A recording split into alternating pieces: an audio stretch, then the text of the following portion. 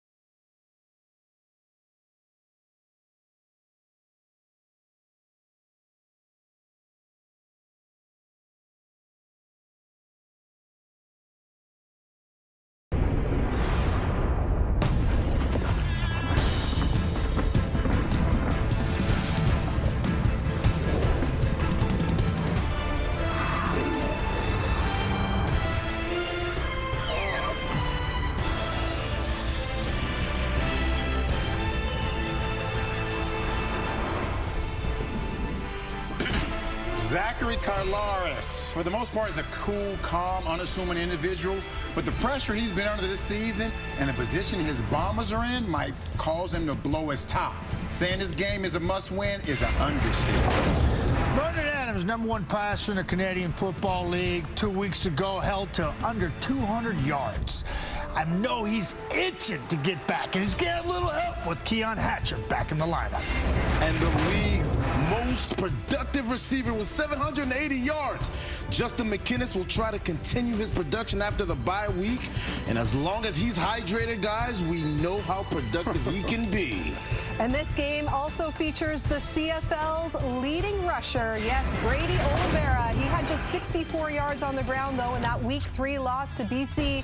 Maybe tonight is finally the night he gets his first touchdown of the season. And with that, we say hello and welcome here inside the TSN studio. Welcome to August. Welcome to week number 9. I'm your host, Laura Dyke. We've got the backup quarterback here again. We've got Milt Stiegel, Matt Dunnigan, as well as Enoch Mwamba. So yes, all about those Winnipeg Blue Bombers right now, sitting at 2-6 here in week 9. They've got the second most losses in the CFL. As we welcome in John Liu, and John probably thinking what could have been last week against the Argos. Yeah, absolutely, Laura. And I have to say, actually, you're a QB1A, so don't sell yourself short. And, well, yes, the Bombers, even though this was their shortest week of preparation, they are actually happy to be getting right back at it 5 days after losing an OT to Toronto in a game where they competed and kept it close, but they were their own worst enemies, committing 5 turnovers. And they also got bit hard by the injury bug once again. Drew Latarski on the 6th game with officially a shoulder injury, but looked much more like a rib issue after taking that hellacious helmet to the thorax. But that opens the door for Lucky Whitehead to make his season debut in his second go-round as a Bomber. Now, the Bombers' protection also took a severe hit, with stalwart right guard Pat Neufeld landing on the 6th game with a suspected knee injury. But that gives the opportunity to American rookie Kendall Randolph to make his CFL debut. He's a lineman that Mike O'Shea says that he likes for his physicality and his focus in the meeting room and in the practice field. We'll see what he can transfer into game action. As for the Lions, as we said earlier, Keon Hatcher makes his return to action at least a month early from a ruptured Achilles tendon that he suffered in the West Final on this very field last year. So the league's most prolific offense gets that much more lethal, Laura, coming off a bye, too, so they're rested on top of everything. Injuries, returning players front and center. The Bombers leading the CFL with 13 players on the IL. We're almost at the halfway point of the season. You can see just how important this game tonight is for Winnipeg. Play BC obviously tonight, then they've got a bye, and oh yeah, then they'll get BC again to wrap up week 11. So let's start things off with these Blue Bombers. And look, every week we're kind of saying they're close. Maybe this is the week they'll finally turn things around. Milt's already given me the stink eye, and we're just a couple minutes into this show. But, you know, if you're the Bombers, have you pressed the the panic button already? Oh. Is there? Oh, okay. That happened last week. Okay. They already pressed that. Okay. Yes, Okay. yes. They need to get another button to press because they're in a bad place right now. And let's be honest, it's mostly on that offense. That defense has played well for the last 5 games. I think they've held opponents to 1 touchdown or less, but offensively, they've been bad. And I know it starts with their quarterback, but if what happens last week to Zach continues happen, he won't make it through the season. He was not only sacked 5 times, he was hurried, I think like 5 other times, knocked down 3 times. They cannot continue doing that offensively and think they're going to have some success. So they have some work to do, Enoch. They absolutely have some work to do, Milton. And the thing that I like about the Winnipeg Blue Bombers, there's not a lot to like, but bringing in a guy like Lucky Whitehead is going to infuse some energy in that locker room. He's a guy that is explosive. He can make plays happen. He doesn't need to be a receiver that takes the top off of the defense, which takes a lot of time for a quarterback to get the ball to him. With the absence of Pat Neufeld, guess what?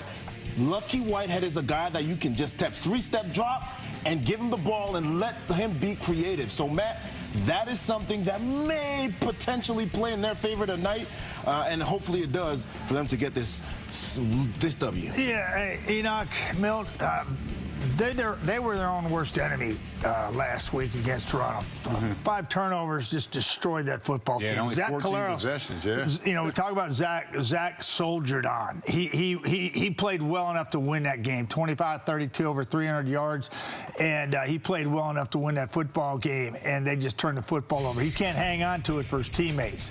At the end of the day, they need a collective group effort and to get a job done against a team in the BC Lions that are well rested. You know, we heard Johnny talk about the bye week. That's going to benefit the Lions, the way that they had to go into the bye week and chew on this for a couple weeks. And we know that they even get stronger with the return of Keon Hatcher, which would be even just to make that offense even that much better. So how do you stop a McInnes? How do you stop a Hollins when you throw in a Hatcher and a Standback and a VA? Good luck with that, Winnipeg. They played well enough defensively last week to win, held Toronto to 14 points. They're going to have another effort like that tonight in order to win.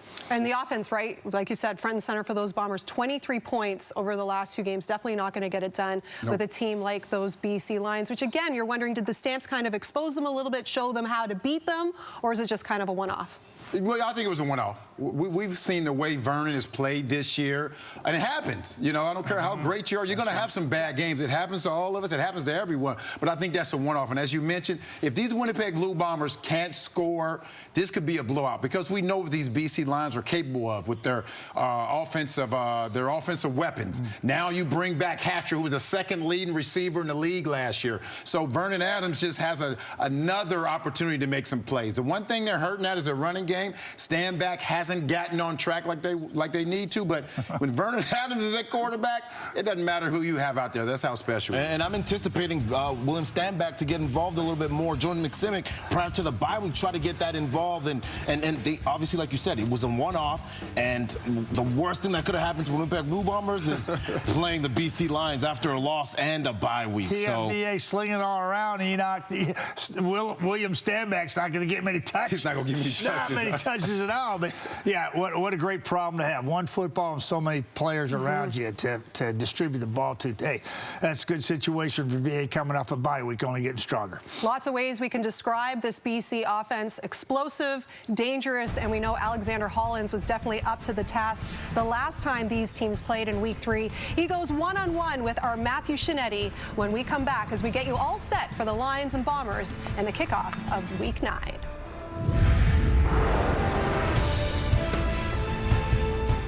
Takes a shot down the field. He's got Hollins down to the 20, cuts it inside of the 10. An early strike from the BC Lions. Vernon Adams to Alexander Hollins to quiet the crowd. To the end zone again, drops it in there. Who else? Alexander Hollins. 2 touchdowns, 215 receiving yards. He was on one. That's what the young kids say. He was on one. This is what the BC Lions are expecting from him game in and game out. Get a Bellini, you know what I'm saying? When that bat signal goes up, Alexander Hollins definitely answers the call, like back in week 3 against the Bombers when he finished with 215 yards and 2 touchdowns, by far his best game of the season. Now, Hollins is making a home with the BC Lions, signing a contract extension in the offseason. And as he tells our Matthew Shinetti, after dealing with some heartbreak, Hollins is back in his happy place. So you don't know this, but I love Batman. I'm a big Batman guy. So how did you get the nickname Batman? My mama gave me that nickname when I was a kid. I used to love just jumping around, climbing on stuff, and just jumping off things. So she gave me Batman, and it just stuck with me. I have seen people lose their parents, and it has a profound effect on a person and how they see life. What did that do for you, and how did that moment shape who you are now? Man. Well, I lost my mama back in 2009. I was 12 when it happened. And that was real hard. It was real hard, man. I can't lie. It was real hard. I haven't started being, like, genuinely happy till I was, like, 23, 24. And I'm 27 now. And everything that I was doing throughout life for those, young teenage years and throughout college, I was doing those good things out of anger because of my mom's death. I was just so sad over all those years and so angry over all those years because of my mom's death. And I was still, like, accomplishing things. So if I'm doing all these things and I'm doing it out of anger and sadness, and I'm still producing, I'm still doing good things here and there, just imagine what could I do if I'm doing it out of happiness and love. Once I changed my way of thinking and of that, then things started to get, like, a lot better. How do you feel now when you're on the field now, even if she's not in the stands? What is it about that connection with her that you still feel in the football field? That's a dedication to her every time on the field. My mama died when she was 44. I line up at the 44-yard line every time, whatever side that we on. And, I just close my eyes and I just embrace the moment. Just being thankful to play this game. Have you talked to your teammates about it? Mm-hmm. Yeah, man, me and Terry, we were roommates. We stayed in the apartment together, so talking with Terry Williams and Josh Pearson, both here last year with me too, and Keon Hatcher too. With all the receiver groups, we were pretty close, so we talked about everything, just life, financial problems or, like, spiritually, what I'm saying, our mental is, like, we talk about a lot of stuff, important things that, a lot of men don't speak on, don't have the courage to speak on, so, yeah, we had those talks with those guys. Into the hands of Hollins. He's still going. He's got a touchdown. What makes this offense tick? What is it about this group and working with VA that there was some explosive moments last year? We just got a very unselfish offense. We know at any given day that any player can be that player to make that play any game, and we love to see that for each other. We just love playing for each other with one another. We just love seeing each other succeed on and off the field. So we're a very tight team. We're real close. We hang out together. We're not the team where, you got teams with certain guys only hang out with certain people. Man, we be with our O-line, D-line, with the kickers. So now we hang out with everybody. So we got a close group. Our receivers close, and our offense and defense, our whole team is real close. So we do everything together. What is it about VA that has helped bring that group together? His work ethic. Just all the work that he put in, the time he put in his shows. Man, you like just getting us together in the off season, just with throwing sessions, get it in before camp, get some time together, get some throws and catches with the guys together. And just week in and week out, just seeing the work that he puts in. Why wouldn't you want to work hard with a guy like that, So he give his all, so we're going to give our all. Hollins putting together another great season with the Lions, and along with his teammate Justin McInnis, the two of them sit top 3 in many of the CFL's major receiving categories this season, including targets. And the rich just getting richer because, yes, VA and the Lions, as we mentioned, will welcome back another weapon on offense tonight. And with more on that, back to Winnipeg, and here's Glenn Suter. Yeah, Laura, you guys touched on it. Keon Hatcher is back for the BC Lions. And let me briefly explain the route tree and what that means. So the route tree, basically the lower numbers are the hit screens, the bottom of the tree, the 0s to 3. The middle of the tree is the intermediate, 5 to 7. Those are the dig routes and the out routes, the short corners. And then the top of the tree, of course, is the deep ball. Some guys really succeed with the hitch screens and the yak yards. Some guys are big on those intermediate routes like Justin McInnis. And then there's a few guys that can do it all. And Keon Hatcher is one of those guys. So let's remind fans of the versatility of Keon Hatcher, because he can be at the bottom of the tree with these zeros, little hitch screens or bubble screens, because he can make people miss, and he's a physical runner with the ball in his hands. He loves the intermediate routes. No problem here. This is often Justin McInnis time, but Keon Hatcher can do it and doesn't mind taking a big hit over the middle to make that catch. Oh, and if you think he can't get behind you, you're going to be sleeping on him and you're going to get beat. Keon Hatcher can take the ball to the house. So some guys exceed at different parts of the route tree. Keon Hatcher has it all in his game, versatile, and yes, the rich get richer on offense. Keon Hatcher is back for BC, Laura.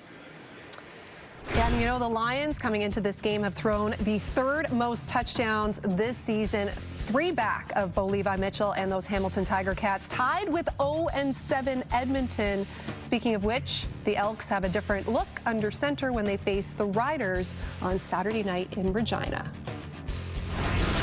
And the question is, do the Elks right now, to a man, believe that Bethel Thompson can get it done? Here it comes. Touchdown of the quarter. It's a done deal. Start the guy in Saskatchewan and let's go. It's been wrong that it's taken this long. Just flat out wrong. Yes, you may have heard Trey Ford will make his first start of the season Saturday night. And here's what he did in limited action last week against Hamilton. Ford threw for 121 yards, those 3 touchdowns in the fourth quarter. That was his only quarter of work. He added 19 yards on 3 carries. And yes, he will look to lead Edmonton to its first win of the season. And we are joined now by Edmonton Elks quarterback Trey Ford. And Trey, we finally got to see you in action, and extended action last weekend. How great was it to be back on the field, and how has this week been going in preparation for those Rough Riders? Yeah, I mean, it was obviously fantastic to get back on the field and play football again. You know, I mean, the game that I love playing. So it's always fun to get back on the field. And the week of preparation, I thought, has been pretty good. Nothing's ever going to be perfect in your preparation, but you want to be as close as you can. And I feel like we were pretty close this week, and I'm just excited to play. I know it's been another rough start for the Elks this season, 0-7 for the second straight year. How did you kind of deal with the disappointment? There you are on the sidelines, not being able to go out there and help your team win. Yeah, I mean, it's disappointing for, you know, any sport in any league to start off 0-7. But, you know, the guys that we have in the locker room, we have a lot of character in our locker room, so I'm not worried about it. I think our team is going to bounce back. And, you know, we have a lot of athletes that haven't been able to display everything they can do on the field right now, but we're going to try to give them an opportunity this weekend to do that. Look, we know you want to play. We know McLeod Bethel Thompson wants to play, but there are only so many snaps to go around. How have the two of you kind of been dealing with that situation off the field this season? Yeah, I mean, there wasn't a lot of dealing with it early on, right? Because he was the starting quarterback for the first, 7 weeks. So he got all the reps, which makes sense. It's a professional level. You want your starting quarterback to be ready to play. But, now that I'm getting reps with the A team, I feel like he's definitely supporting me. And I mean, we just support each other. That's how it's got to be. It's professional football. Things aren't always going to go your way. And I think we both realize that. But we're just trying to make the most of the opportunity we have together. Trey, do you think you're ready to be a full-time starter in the CFL? Yeah, I would say 100% for sure. I think I'm able to make all the throws on the field, and then adding the bonus of my legs, able to extend plays and find receivers down the field. I feel like it's a hard thing for defenses to stop. And the thing with young quarterbacks is the more reps they get, the better they're going to get, right? There's nothing you can do to actually simulate real live game reps. And it's really crucial for younger guys to get those reps and be able to develop and get better. And I'm lucky right now to be in that situation. And you're going right into the fire on Saturday, taking on those Rough Riders and that tough defense. What's the biggest challenge that team is going to present to your team in a couple of days? Well, I mean, if you look at their defense, it's definitely one of the best defenses across the league. I mean, their front four are super dominant, you know, and their DBs are athletic, they're making plays, and, you know, their linebackers are also really, really good. So they don't really have a ton of weaknesses, but we did see some things on film that we think we can exploit, and we're going to try to, you know, attack those areas that we think we can attack, and, you know, try to come out with a W. So you're going to watch the game tonight? You're going to support your brother? Oh, absolutely. I'm already planning to watch it. I've watched all the Winnipeg games, except for the one that was on the same day as our one game. I had a hard time trying to watch it after. It was a little bit hectic. Fair enough. You had a good excuse there. Trey, we appreciate you joining us here. Lots of luck, and we're looking forward to see you in action on Saturday. Perfect. Thank you. So again, the Elks and Riders coming your way from Regina on Saturday, but before that, it's the All-East showdown between the Owls and Ticats, a good litmus test for Hamilton. Then it's the Argos and Stamps wrapping up week number 9. All 5 West Division teams looking to get back into the win column. So yes, we'll have to wait a couple more days to see Trey Ford in action. We will see his twin brother tonight in Winnipeg, Tyrell Ford, part of that Bombers secondary that will be looking to slow down those high-flying BC Lions.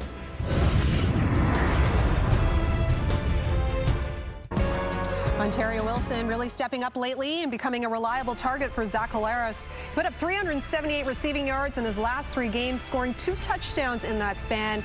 But will he find the end zone again tonight? A good segue to our FanDuel 5. And here are the 5 most popular anytime touchdown picks for this Thursday night football game. This, according to FanDuel. And nice to see Keon Hatcher there, the most popular pick to score in his season debut. So we know what the popular picks are. We need to know about you guys. This is my first time doing this, hoping first time is the charm. But Enoch, you're on the clock here. Who do you got as your anytime touchdown tonight? With this high-powered offense in BC, we got Hatcher, McInnes, and Hollins.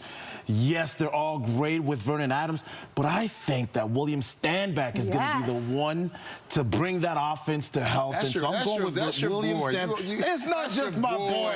You need the running game so you can pass the ball. But I know that's your boy. Now, you know that. I agree. You know that. Get the ball down inside the red zone where he can score. I don't know if it's going to happen.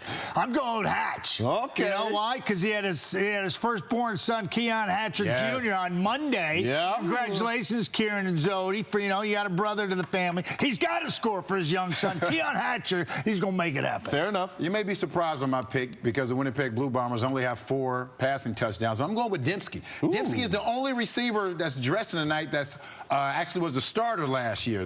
3 injuries and someone else left. So Dembski has to score. These Bombers will have a chance to win. Okay, and if he doesn't, I'm going with Lucky Whitehead. Because Lucky, I'm hoping Lucky is lucky tonight. Lucky Laura. Lucky Laura. We'll see. Maybe I'll be the good luck charm for the Bombers as well. So just to recap again, here are anytime touchdown picks. Good luck to everybody. May the winners be yours. Speaking of Lucky Whitehead, here he is now with our John Liu.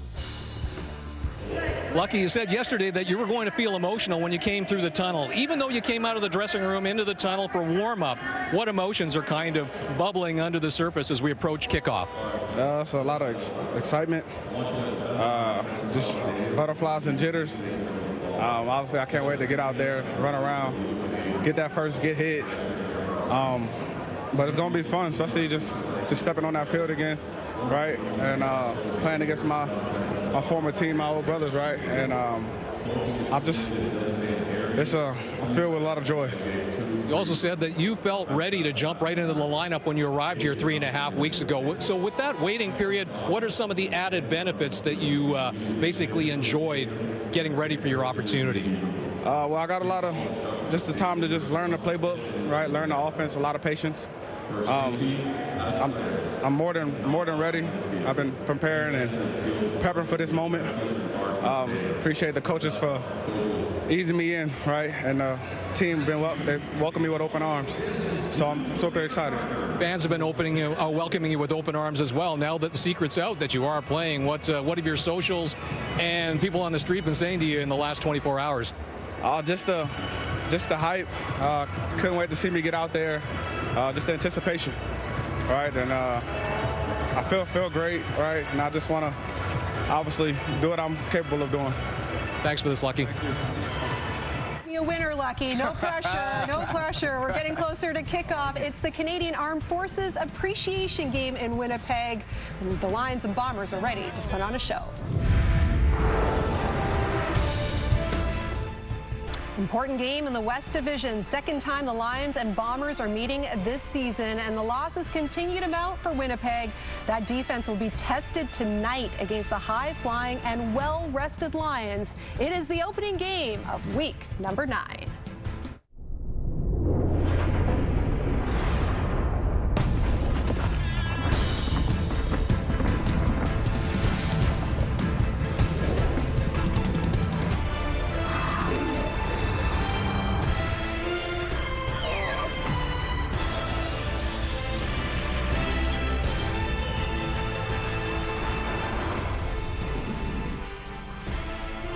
Yeah, the season hasn't gone according to plan for the Bombers. Zach Collaros enters week 9 with the lowest passer rating in the CFL. He's thrown just 3 touchdowns and 8 interceptions. That is the most of any QB. While on the other side of things, with just shy of 2,400 yards, Vernon Adams Jr. is the CFL's leading passer, and he's looking to bounce back after putting up his lowest output of the season in that loss to Calgary in week 7. And with that, hello and welcome once again here inside the TSN studio. It's August. It is week 9. We are all feeling fine. I am your QB 1A. I was corrected. I'm not the backup. QB 1A. Lauren Dyken, Enoch Mwamba, Matt Dunnigan, as well as Milt Stiegel. So a very important game here for the Bombers. We know about the Lions coming off that bye week, but for the Bombers, they've got 6 losses. That is the second most in the CFL this season. What is the key for them to get back in the win column tonight, Enoch? Well, Laura, as much as I'm a defensive guy, and in the last 4 or 5 games, this Bombers defense only allowed 1 or fewer offensive touchdowns. Willie Jefferson has had 25 QB pressures. That leads the league. So they have done decently well on defense. He's been playing very quietly, a good season for that defense. But that offense needs to score some points, and I'm looking at Lucky Whitehead to be the guy to energize this offense and to get Zach Collaros a little bit of help. Yeah, held Toronto last week to 14 points, 124 yards passed, and that defense is solid, and that's well enough to win. Zach Collaros threw for over 300 yards and had a very high completion rate, was very patient, and he played well enough to win. And their biggest hurdle is themselves, I believe, in this football game, and not turning the football over. Milt 5 times last week's not going to get it done. Nope. When he played the BC Lions, you give VA chomping in the bit coming off a bye week. You give him many more chances, he'll make you pay. They have a weapon there that a lot of CFL teams don't have, and that's a strong fan base. If I'm correct, I think they'll have 30,000 people there, but they got to get them in the game. Means they need to come out early and have a great start. If they can do that and get those fans in the game, that will help them out. If they come out and they don't play well, those fans can also bring out some boo birds. So they got to get those fans in the game early. Good stat for Winnipeg, to your point. The home teams have won 7 of the last 8 games. A good stat for BC. Teams coming off a bye are 6-1 so far this season. It's almost time to officially kick off week 9 in the CFL.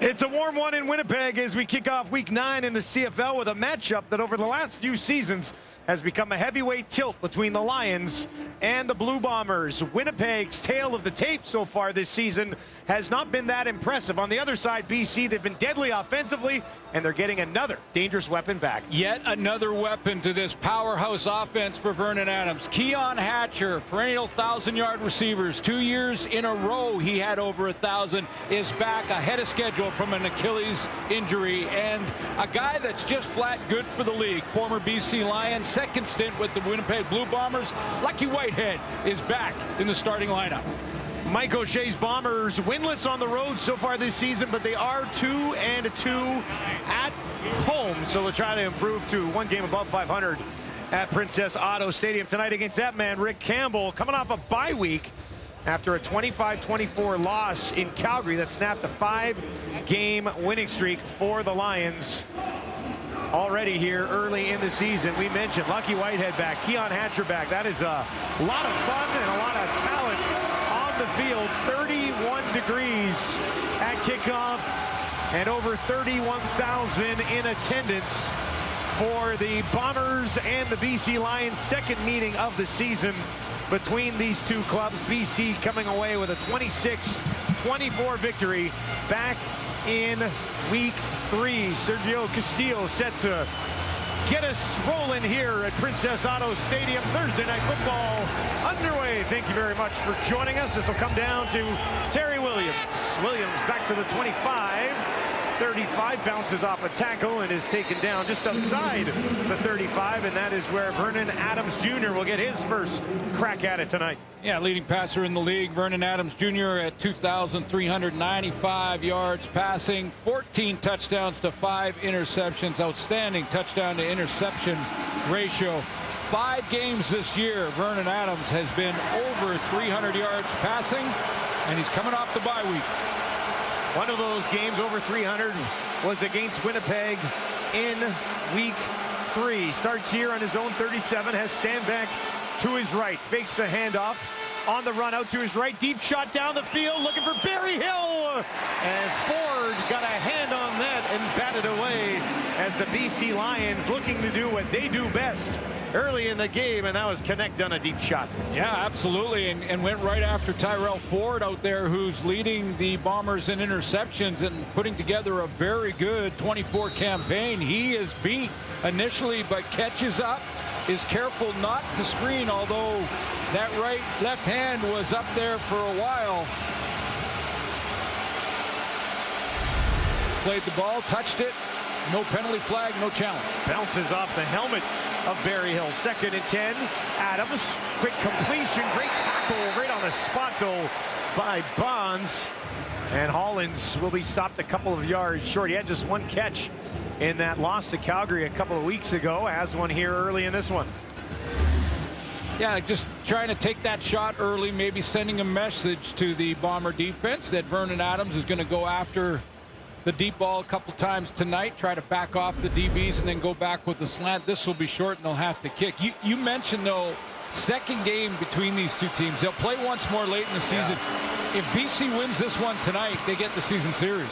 Winnipeg love to make sure that doesn't happen. Here's Case on the return. And he's clobbered after finding a little bit of space and a decent return. Zach Collaros had some good games, but still overall trying to get this team on track.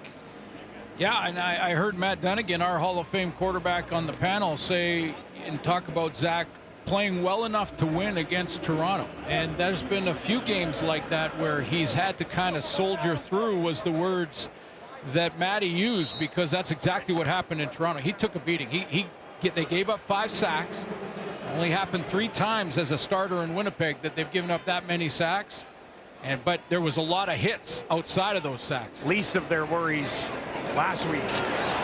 This completion to Josh Johnson doesn't go anywhere. Let's take a look at his Winnipeg starting offense. Kendall Randolph will play at right guard up front. Patrick Neufeld is out, so another change in that O-line, and no surprise that they open up with a quick throw, get the ball out of Zach's hands. And there's the guy that I think everyone's looking forward to see. Both fan bases know this guy really well. Lucky Whitehead is a big star and a fan favorite in BC. They went in a different direction. He's back with Winnipeg for the 2nd time. Boy, the fans in this country love Lucky Whitehead. Went to BC looking for more opportunity, got it, made the most of it. Now finds himself back here. Collaros dumps it off to Brady Oliveira. Oliveira trying to find some space on the far side. And he is tripped up by Ben Hladek before he could get a first down. But Brady Oliveira through the air, well over 200 yards already this season. Real good hustle, as you see coming out of the backfield. Just a little check down for Collaros. He steps up, hits the check down, but a nice tackle by Hladek to hold Brady Oliveira, the leading rusher in the CFL, short of the first down. In that week 3 matchup, Oliveira caught 6 balls for over 50 yards. So he was involved, also had almost 100 on the ground. So big game for Brady, even though it ended up in a loss for the Bombers. This kick, not a good one. That's off the side of the foot of Jamison Sheen and bounces out right at midfield. Oh, juicy field position coming up here for Vernon Adams and the BC Lions early in this football game. They'll get it for a second time. Looking to get back on track and back in the win column here in Winnipeg.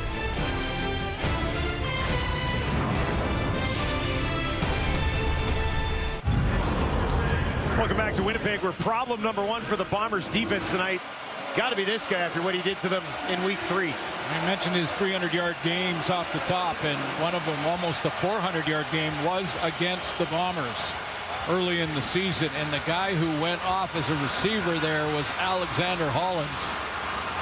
3-13.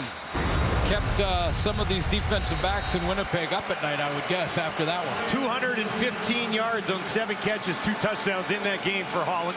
Just a 21-yard kick from Jamison Sheen, and that's why BC starts right at midfield. There he is, Keon Hatcher back in the game.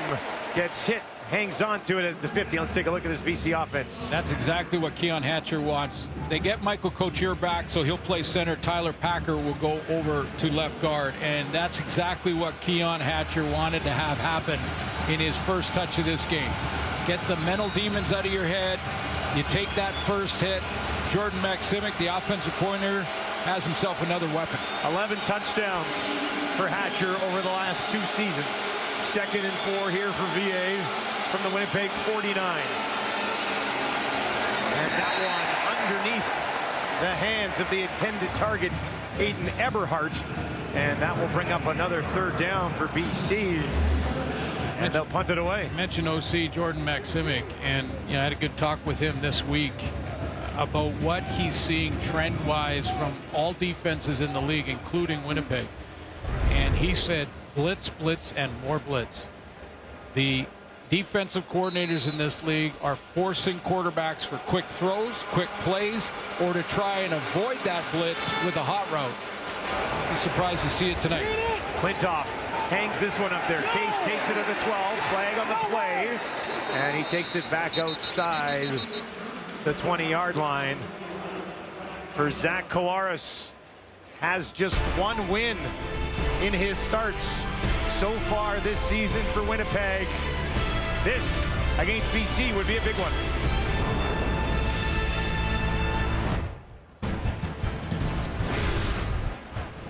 When you think about Zach Collaros, we talked about the pressure, and that has been a difference maker, but this is unfamiliar territory for him in a big, big way. Going back to last year, started the season 5-2 in his first 7. They've been to the Grey Cup, all those appearances. He's used to the protection up front and veteran receivers that he has great chemistry with. Both of that has changed. It picked up that no yards flag. And now Brady Oliveira pushing ahead, stopped just shy of the 30. Nice chunk on 1st down for Brady. Well, and what has now started to come back that has been part of the formula for Winnipeg is number 20. He started hurt the season. He started hurt. He wasn't quite right. He wasn't quite himself, and it showed in the numbers, and it also showed in the personality of this offense. Then they started getting hit with injuries, and this is not to give the Bombers an excuse for this record, because every team deals with injuries. Every team has to make changes and deal with the changes. But he is back in form. Again, leading the league now and back at the Brady Oliveira we're used to seeing. Needs a couple more here. He's got it. There's a flag, though, as he takes it ahead for a 1st down. That flag back by Zach Collaros. And it's coming back on a hold. Winnipeg number 67. 10-yard penalty. Repeat 2nd down. Chris Kolinkowski, the center. He gets a piece of the D tackle and the left hand. It's right in front of Zach Collaros here, obviously the center. Kolinkowski, watch the left hand right there. That was on Josh Banks. Defensive tackle takes that run off the board and a 1st down. Josh Banks, Marcus Moore in the middle of this BC Lions defensive line. Haladic just in behind him. 2nd and 12 for Collaros now. Lions are going to bring 6. Flag as Collaros gets picked up and taken down on the play. It was Hladek who got there. We'll see what this flag is. Offside, Winnipeg number 80. Penalty is declined. It's a 3rd down. Hladek's first sack of the season. Hladek moves from his middle linebacker spot, and he shows up right in the line of scrimmage. He starts here, and then he slides to the line of scrimmage where he's sitting right there, and then he just takes off and is unblocked. I mean, he goes for the inside shoulder of Stanley Bryant, who doesn't have time to redirect and get him with that right arm, and he gets that free run right to number 8. Yeah, you don't see many guys slip by Stanley Bryant at that left tackle position. BC trying to win a field position battle here in the early going of this one at Princess Auto Stadium. Jamison Sheen last time out, just a 21-yard kick. Needs a better one here, and he's got it. That's going to back Williams up inside his own 50. Near sideline. Flag on the return. Stayed on his feet through a couple of tackles. And that's taken down inside the 45. Give me the details on that flag when we return. Ben Hladek. A rough ride for Zach Collaros early.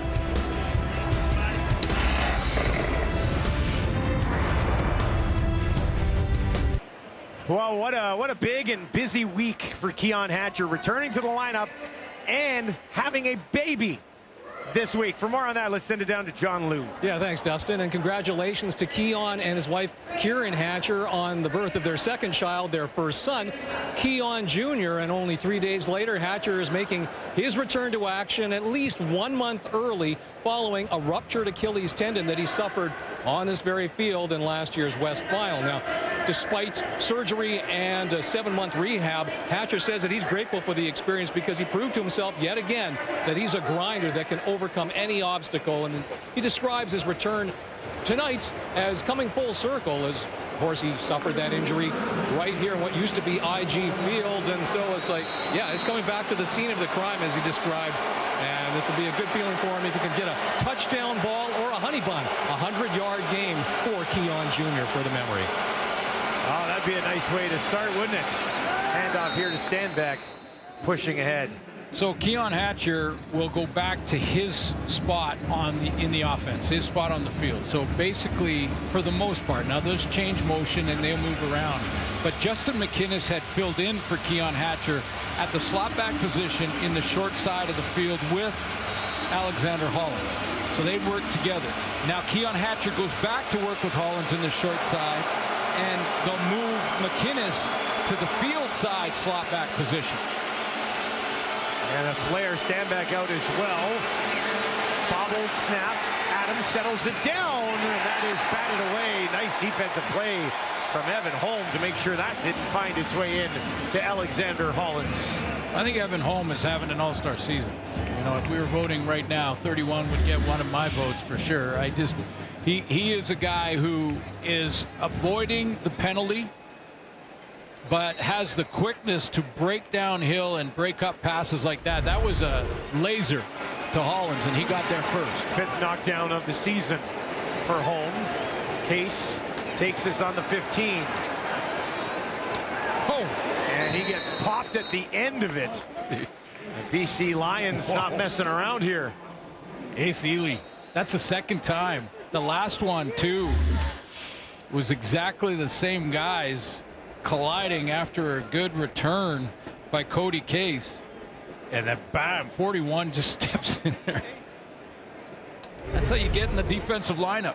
Play great on the teams. That'll eventually get you in there, won't it? Well, it'll get Cody a ice bag or two as well. Collaros 2 for 2 to start this game, but just for 7 yards. That first completion he had actually went for -3. Then he found Brady Oliveira out of the backfield for 11. See what this flag is. They're taking some time working this one out. Back to Bombers up here. Misconduct foul, 15-yard penalty against Winnipeg number 94. Wow. It's half the distance to goal. First down, Winnipeg. It's Devin Adams. Yeah, and you know the coach will go over to talk to Mr. Adams immediately. That's not a penalty the Winnipeg Blue Bombers traditionally get. Not under O'Shea, and there's Adams with the late hit. So Winnipeg starts in their own 11. Kolaris, traffic in his face, and throws it behind Josh Johnson. Let's take a look at this BC Lions defense. Sione Tehema got a couple sacks in the last game they played, and that got him on the board for the first time this year. So he's got 2 on the season. Got off to a slow start in that department, but was playing well. Ben Hladek leads the team in tackles, will be important in the matchup with Brady Oliveira tonight, and they're going to move Adrian Green from safety to halfback. Christophe Bellieu will play at free safety, his first start tonight. See if Zach Kolaris can get some time. They might test that safety, see if he's deep as the deepest. Bombers averaging just over 20 points per game this season. That is the lowest total in the Canadian Football League. Procedure, Winnipeg number 69. It's a 5-yard penalty. It's still second down. That's Kendall Randolph. Timer, please hold the clock until the stop.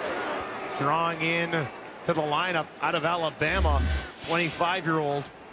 We have 7:10 left in this opening quarter, and the Bombers have yet to register a first down. And they're flirting with this field position. You know, that's the most important goal right now for Winnipeg. Get the fans involved a little bit, couple of first downs, and at least try and get some field position back, because you know eventually Vernon Adams is going to put it in the end zone. Might be difficult here, 2nd and 15. 3-man pressure over the middle. Lucky Whitehead. Nice little burst, turns it upfield. They will be shy of the first down and have to punt it away one more time. Well, this is a great way to get him the ball, get started. You know, because of the penalty, they're second and plus yardage, but you do that on first down a couple of times, and it pulls the linebackers closer to those short crossing routes, which opens up routes in behind the linebackers. A little bit of breathing room for Jamison Sheen on his 3rd punt of the ball game. Williams waits back on his own 40 for the BC Lions. Got that one away just in time. Williams takes it cleanly. A little bit of space near sideline, and he's hammered back to midfield on the return, but another excellent spot to start here. Good field position for the BC Lions. Dangerous offense that's been contained so far by the Bombers.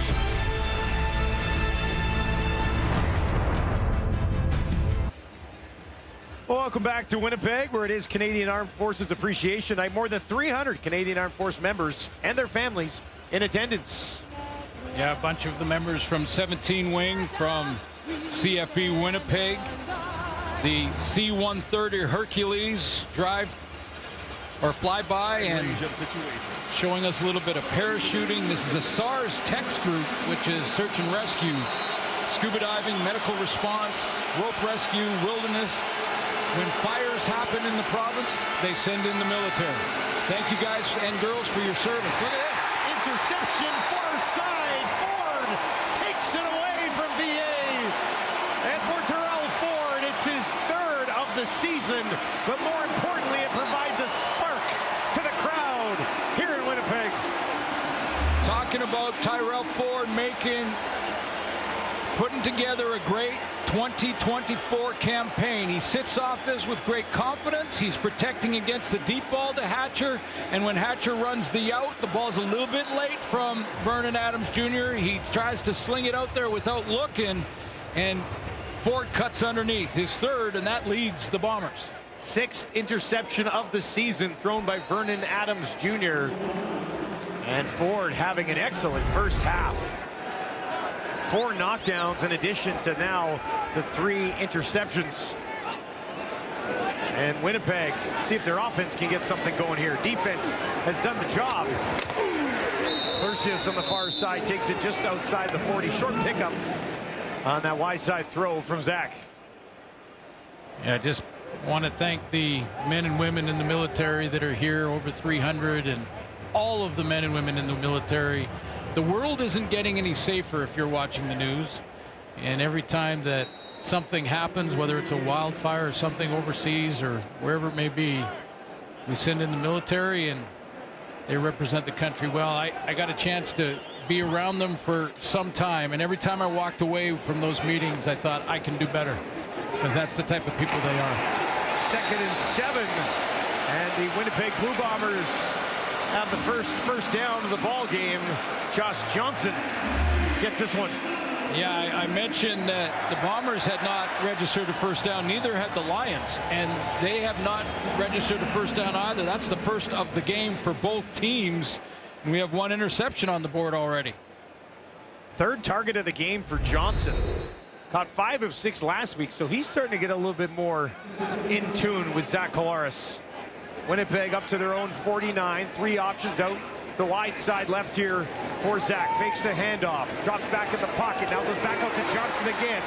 Johnson cuts inside on Lacombo, and then is knocked down by Pete Robertson. Well, Zach's going to have to get some confidence with these new guys. I mean, whether it's Clercius or Johnson or even Lucky Whitehead now, who's starting his first game back with the Bombers. They've sort of worked him along slowly to get back in the starting lineup, but they have to kind of do it out of necessity now. I mean, Drew Wojciechowski out, Kenny Lawler out, Dalton Schoen out. Really, the only guy that Zach's really used to is Nick Dembski in the starting lineup tonight. And Dembski does not have a touch just yet. Empty backfield this time for Collaros. Brady Oliveira clears out to the right. They've got it for a first down and more. Oliveira takes it down inside the 35. Biggest play of the game for the Bombers offense. Well, that sudden change can just inject some enthusiasm into your team, whether it's on offense or the special teams. You get the pick defensively, you change field position. A block punt or an interception, the quickest way to change field position. Tyrell Ford provided that, and the offense is on a roll. 20-yard pickup for number 20. 2nd catch of the game. He's already got 31 yards through the air, does Brady Oliveira. Bombers appear to be in business from the 37. Collaros back to his running back again, and he's forced out of bounds on the far sideline by Lacombo and Archibald. Now, that wasn't as clean as I think they would have liked it. It just looked like, I think Christian Covington got involved here and just threw off the timing a little bit, or that might have been a bigger gain. Although that's a real manageable 2nd down situation for Zach Collaros. Got him on the move a little bit. Buck Pierce is moving him, rolling him out a little bit more. Trying to get him away from harm's way. They need 6 more for a first down. Collaros will have 4 options out to his left. Looks in that direction. Throws that way. Hauled in by Ontario Wilson, but he'll be 3 yards shy of the first down. Patrice Rene with a big hit there to cut him down and not let him spin out of that. He was only a couple of yards short of getting a new set of downs here. Pretty good spot. They're going to be 2 yards shy, but they're still going to trot Castillo out there. That's a good open field tackle. Don't let Wilson get his feet on the ground and a chance to give you a wiggle. Yeah, you got to lock him up right there. Absolutely. So after the interception from Ford, the Bombers move the ball down to at least give Castillo a crack at it from 37. Missed 2 of 4 last week. This one from just inside the left hash. And that one is up, and it's off the upright and in. He'll take it. Oh, He'll take it. Ding and in for Sergio Castillo. And the Bombers are on the board. They don't count them how, they just say how many. And there's one for one tonight. They have a bit of an issue in the overtime game in Toronto, but he flirted with it, and then bam, bounced, and he called it. I think he called it. Yeah, as it went up, he yelled out, "Doink!" Yeah, it's good. And then it hit. Look at this. And Look it at went this. in. Yeah, I'll take it. Get back on track any way you can. Cutting it close from 37, but they knock it through. Lions start here on their 40. Stanback takes the handoff. Against this Winnipeg defense. Still trying to find a replacement for Jackson Jeffcoat. Tajuan Garbutt is going to start at that position opposite Willie Jefferson.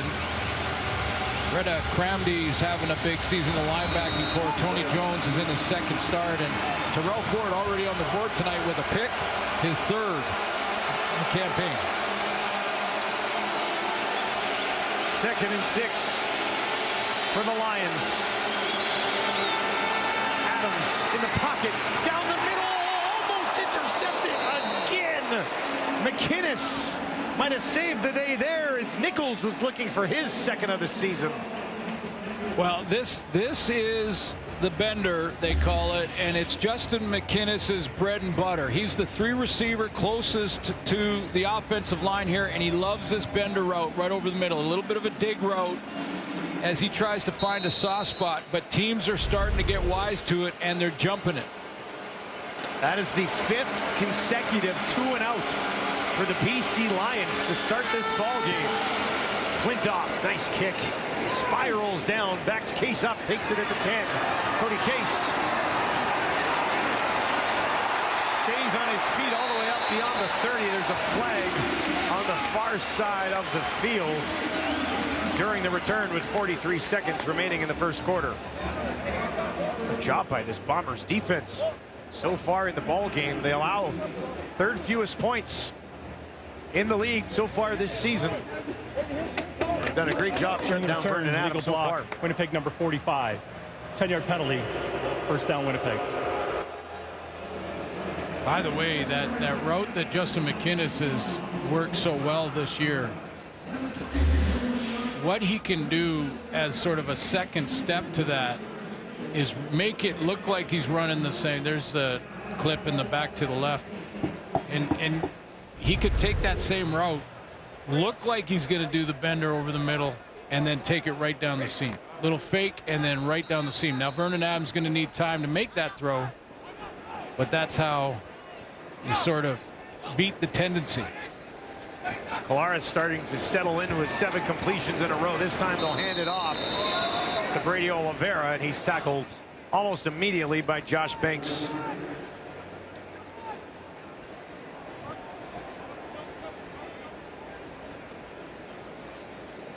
A little bit of a defensive battle brewing here between the Lions and the Bombers. So far. Both teams kind of walking around the ring, looking at each other right now. Just a little bit of a stare down here? Yeah, they're just kind of walking around, shuffling. It's a little jab once in a while. That's it. Yeah. Before you know it, it's Rocky 3. Here's Collaros. Deep shot down the field. Laying out for it. Did he go get it? He did. Ontario Wilson. When it didn't look like it was possible. An unreal effort. And he hauls it in right at the end of the first quarter. It really was. What a great effort to track that one down. He just went after that football. Collaros just sort of threw it up and said, go get it. Full blitz, he had to. He couldn't block them all. He threw it up, and he thought Wilson, I thought he overthrew him. I thought he overthrew him by 10. And Wilson dug in and went and got that. It goes for 35 yards into the hands of Ontario Wilson. And the Bombers with a lead at home at the end of the first quarter. 3-0 over the BC Lions.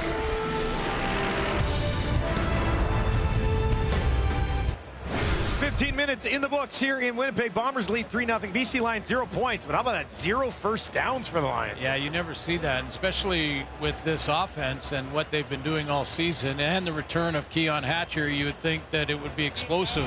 Not so. Full credit to the Winnipeg defense in the first quarter. And that, when you consider the Lions had the edge in field position in a big way throughout that entire first until the Tyrell Ford interception. I mean, any first down really with that great field position would have put them in range for Sean White, and they just couldn't really get there. Let's take one more look at this Ontario Wilson catch. Yeah, and it looked like he might have had some help from the turf here, which would make this incomplete. You see the ball roll forward.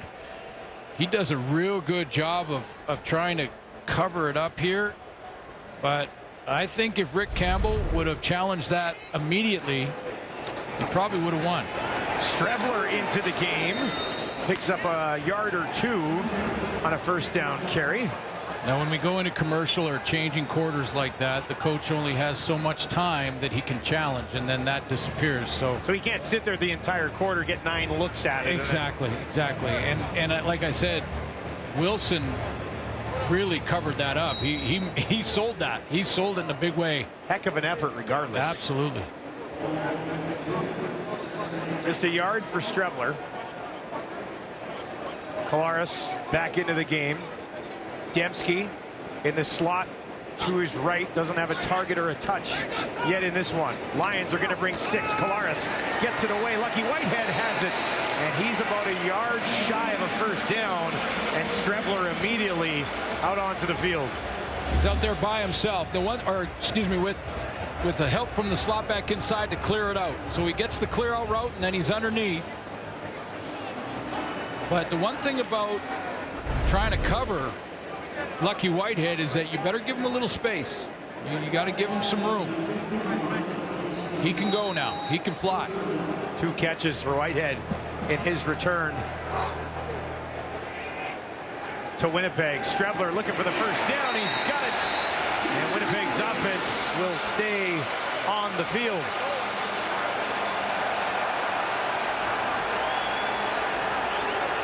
Josh Banks clearing somebody out. Yeah, no penalty, and the fans here hate it. I don't think any official saw it. Everybody's kind of looking the other way. Dave Wallace, extra lineman, working on Josh Banks, and Banks kind of steamrolled him backwards. Looked like after the whistle, and no flag. 1st and 10 for Collaros on the BC 49. Flag as he gets it to Lucky Whitehead, bouncing, bobbled, but brought in. Whitehead turns it upfield down inside the 35 for what would be a first down. As we mentioned, 2 flags actually. Back by the 50. Offside, BC number 94. Penalties declined. Result of the play is a first down. Going against BC. Josh Archibald moving early there. And Lucky Whitehead looks like he hasn't missed a beat. Nope, caught it a couple times here. He only gets 1 catch for this, but popped it up and then stuck with it. With the first man miss, and then away he goes. And again, great speed. That's why he's getting that room underneath. Collaros has completed 10 in a row. He's 12 for 13 for 103 yards. There's another one, this time to Johnson. Johnson, the burst up the field, and he's got another Winnipeg first down as the Bombers march on. He's slow to get up.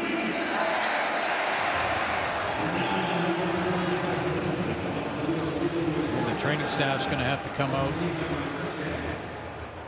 Training staff will take a look at Josh Johnson bounces right back up. Looks like he's going to be okay. But they're out there. He's got to come out for 3 plays. We'll be back to Princess Auto Stadium. Well, Zach Collaros moving up the list into 18th all-time now in CFL passing yards. Now, the guy ahead of him now is very close to returning. Not this weekend, maybe not even next weekend, but very close to returning. So that number is going to be moving. Kolonkowski is out with an injury. The training staff walked him off as well. 1st and 10 from the BC 22. Brady Oliveira gets spun around and taken down. Lacamo in the mix there.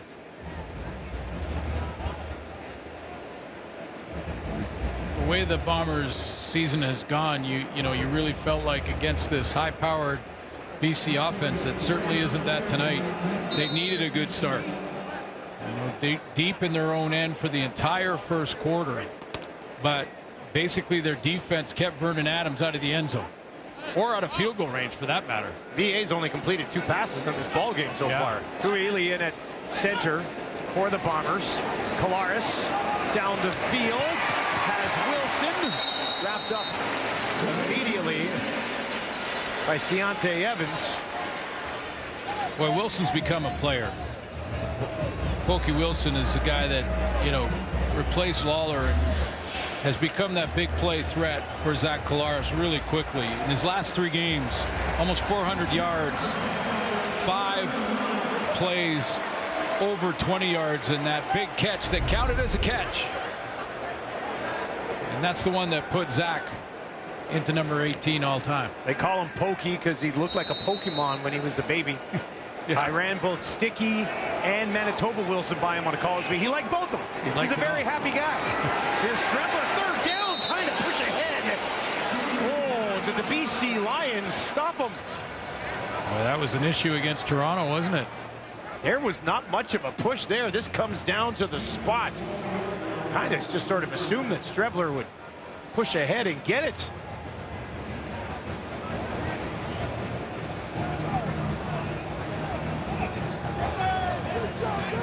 BC Lions, BC's they ball. got her done. Wow, Lions defense with a huge stop as the Bombers and Zach Collaros moving down the field in fine fashion. But the short yardage team can't get there. Streveler couldn't find the space.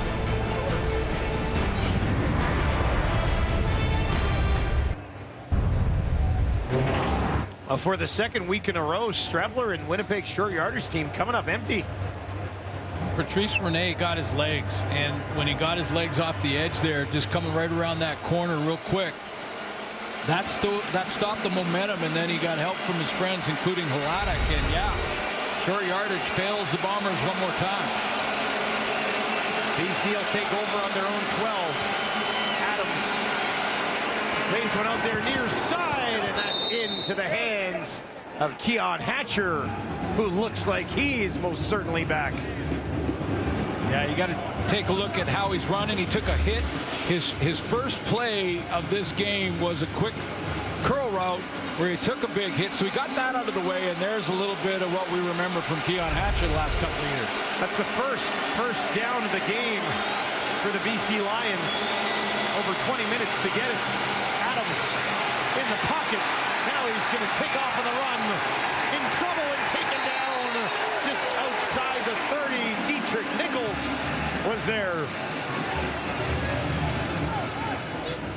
Dietrich Nichols really didn't have a man to cover. He's coming from distance over here, and he doesn't have a man to cover because the Lions are trying to protect what they think is going to be a blitz, so they keep Justin McInnes in. They've got the fullback David Mackey in there, and Dietrich Nichols just said, well, I'll just play the play and go after the guy with the ball in his hands. Adams still picked up a yard on the scramble. 2nd and 9. Princess Auto Stadium crowd trying to get behind this defense.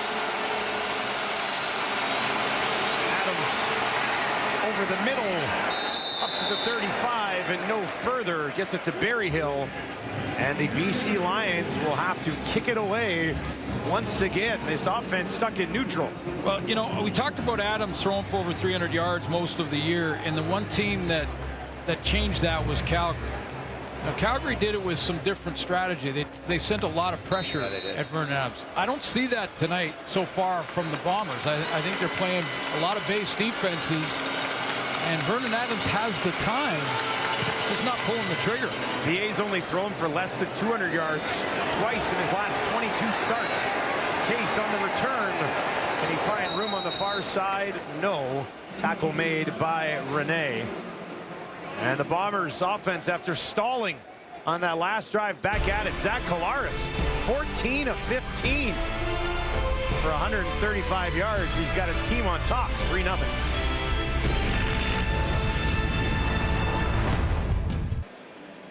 Well, Lucky Whitehead, of course, was a Bomber, went to BC, but was always a fan favorite here in Winnipeg. For more on that connection, let's send it down to John Liu.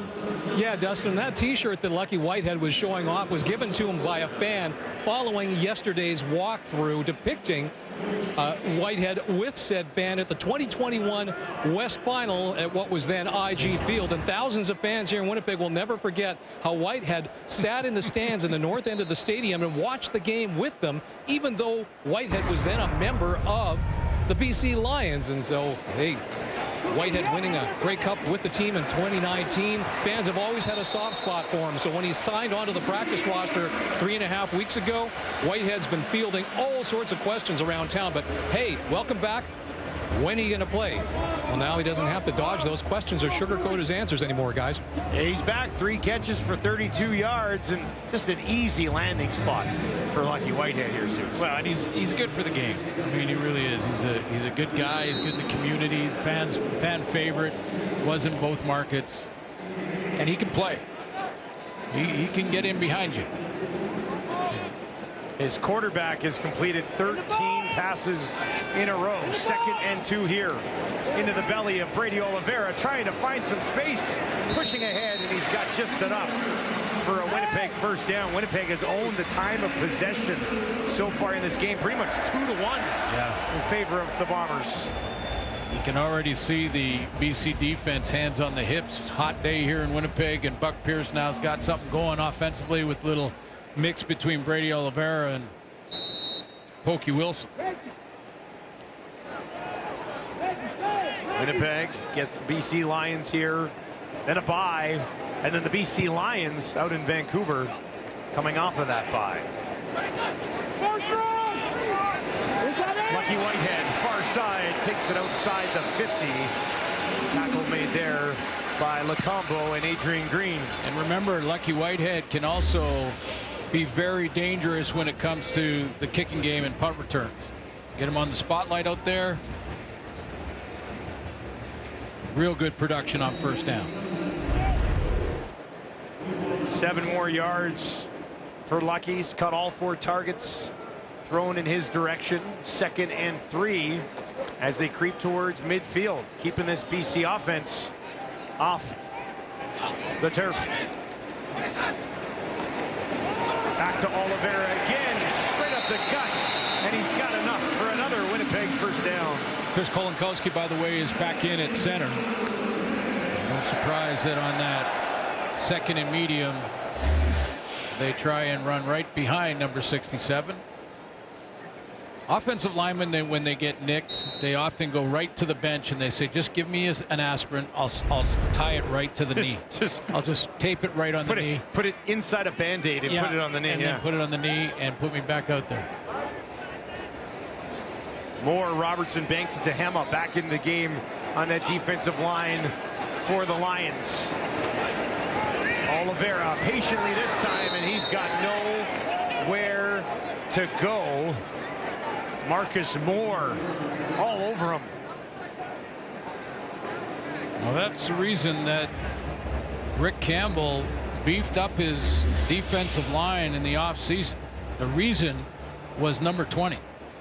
A lot of teams figuring if we want to get to the top of the heap, it's going to be through Winnipeg because they have been there for 4 straight years.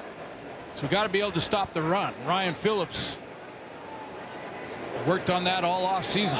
Basically got 2 4-man units that they'll bring in and out as a group. Kolaris in trouble here, hit as he throws, and it falls incomplete. It was Tehama who got there and forced Zach to let that one fly, and incompletion for Kolaris. Yeah, he got real wide, and I think with Lacombo up in the line of scrimmage, see Lacombo there, and just beside him right at the line of scrimmage there is Tehama. It's funny because when we talked to Tehama this week, I tried to keep goading him into talking about the sacks that he just got in their last game. He didn't want to talk about it. I just said, no, but you got on the board in the sack department. He said, I don't care. What I want to do is stop the run. So the BC Lions are drilling that into the D-line that they want to be better at the run. They're rolling out Castillo, and they have not messed around with these attempts so far this year. This is going to be a 60-yarder for Sergio Castillo. Already has one this season from just inside the left hash, beyond midfield. Castillo, that kick is up, and it is gone! Sergio Castillo nails another one from 60. A deep shot Oh, my. He nailed that one, didn't he? Well, you really have to get behind it and drill it. He didn't put much air under this because he couldn't. You got to just nail it, and boy, did he hit it clean.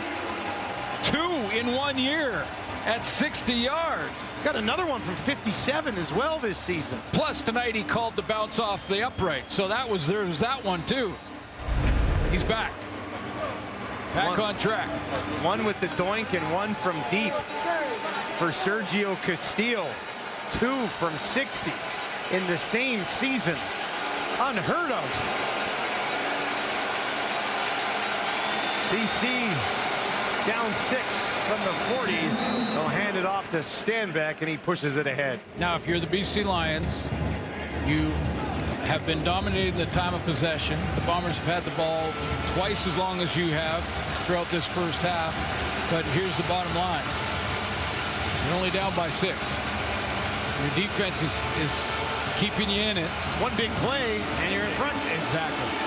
Haven't found that big play just yet. Tried to take a deep shot on the first play of the game.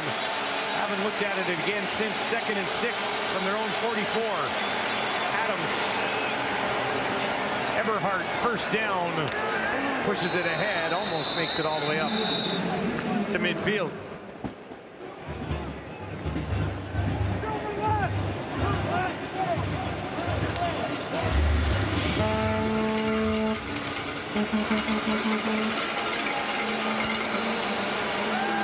First downs have been hard to come by for BC so far in this game.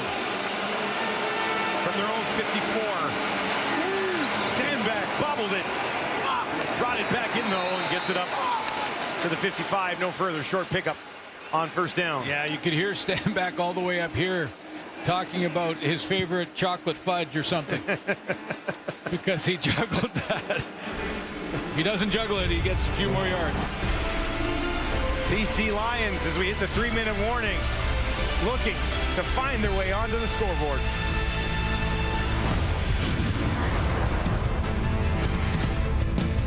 Defense has been the name of the game so far in this one. Enoch, these are the types of games you like, huh? I love it. But I want to see some points on the board. What? There we go, Enoch. I do want to see some points. Yes. He's the only one that's going to say anything at halftime. As we get you back now to Winnipeg. Vernon Adams trying to give him something to talk about at halftime right here. Did Mwamba say he wants points?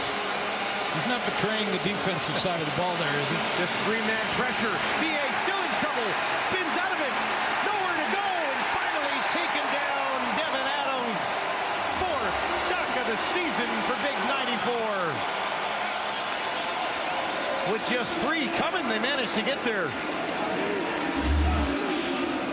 Well, when we were in the break, we were talking about the strength of the defense for the Bombers tonight. I think has been their coverage in the back end. Their defensive backs are just not allowing VA to get in any sort of rhythm. He's looking down the field and is unsure. He's not pulling the trigger, and 3-man pressure eventually will get there. Flintoff kicks it away, bounces, spins back. Case takes it. And he's clobbered immediately at the 10 with that no yards flag. Sitting right there. What's up, Ma? Hi, Dad. No yards. BC number 83. 15-yard penalty. First down. Winnipeg. Nice season that Adams is putting together. How about this man? Never happened. Sergio Castillo. Nobody's ever hit 2 from 60 in their career. He's done it this season. And he's not done yet. They're trotting him out there a lot this year from deep. On both those kicks from 60, he had enough to probably go to 64, 65. Well, he's tried one from beyond 60 this year, missed that one. But coaching staff, no hesitation to pretty much trot him out there from anywhere. 2:20 remaining here. Collaros down the field looking for Wilson, broken up by Ciante Evans as he got there at just the right time.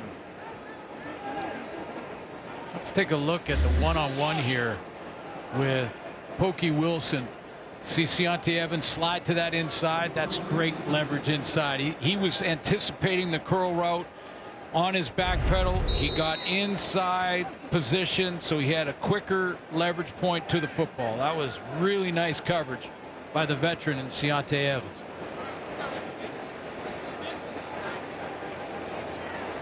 From the 26 for Collaros, needs 10 here.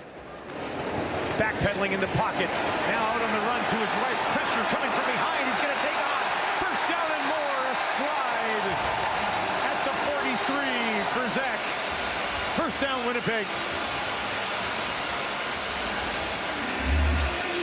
Looked like they were trying to send some pressure, and watch Zach Collaros' right-hand man right here in Brady Oliveira pick up the blitz. Great blitz pickup. Takes his man out of the rush lane, and away goes Zach. Winnipeg gets this ball up to their own 43. Sounds ridiculous, but I almost feel like this is already Castillo field goal range. Oliveira stands in to the right of his quarterback. Collaros looks over the middle, finds Wilson down to the 50, 45.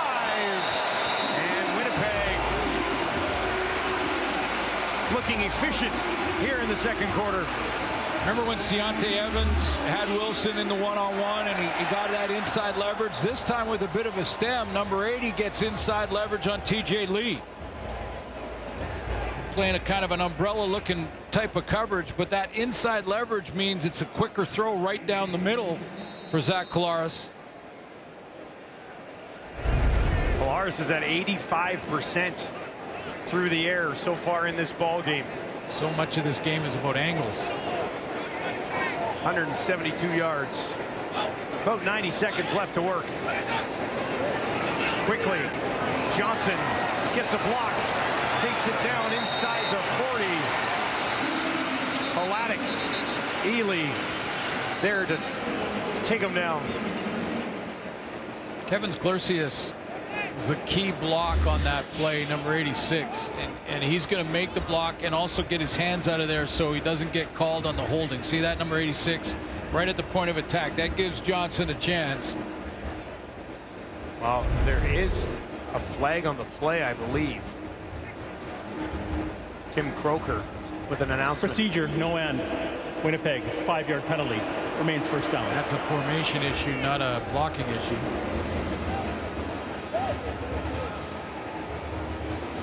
So they'll back him up, and it'll be 1st and 15 for the Bombers. You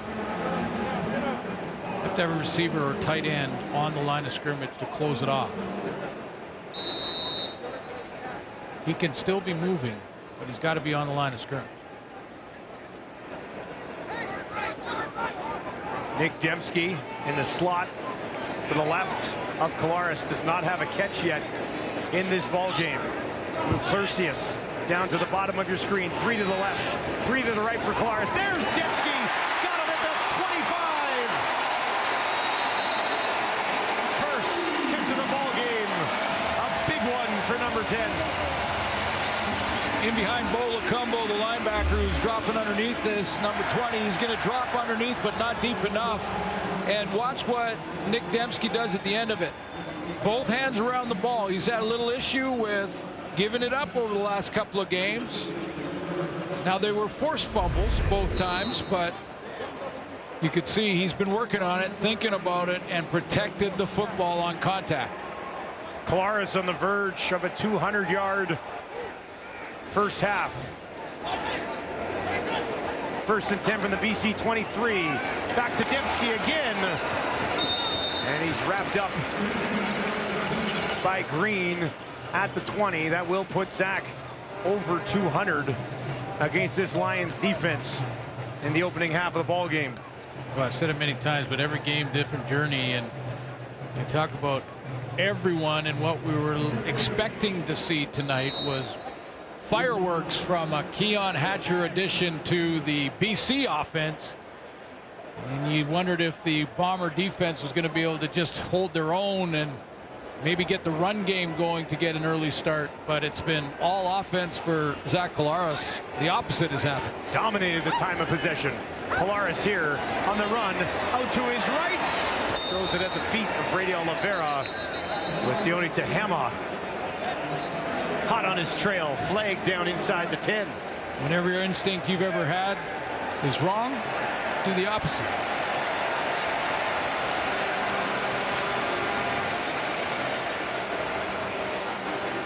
Looks like that flag is down the field in the secondary.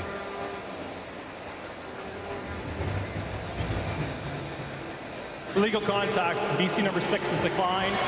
Illegal contact, BC number 23 is accepted. It's half the distance goal and a first down.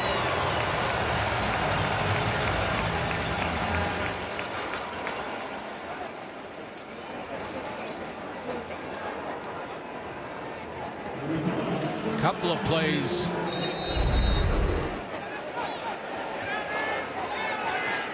Winnipeg has outgained BC 235 to 55. And now Whitehead to the end zone, touchdown!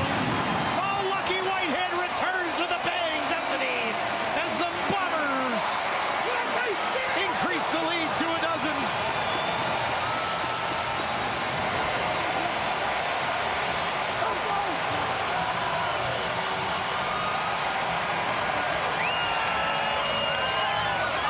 What a moment for a fan favorite.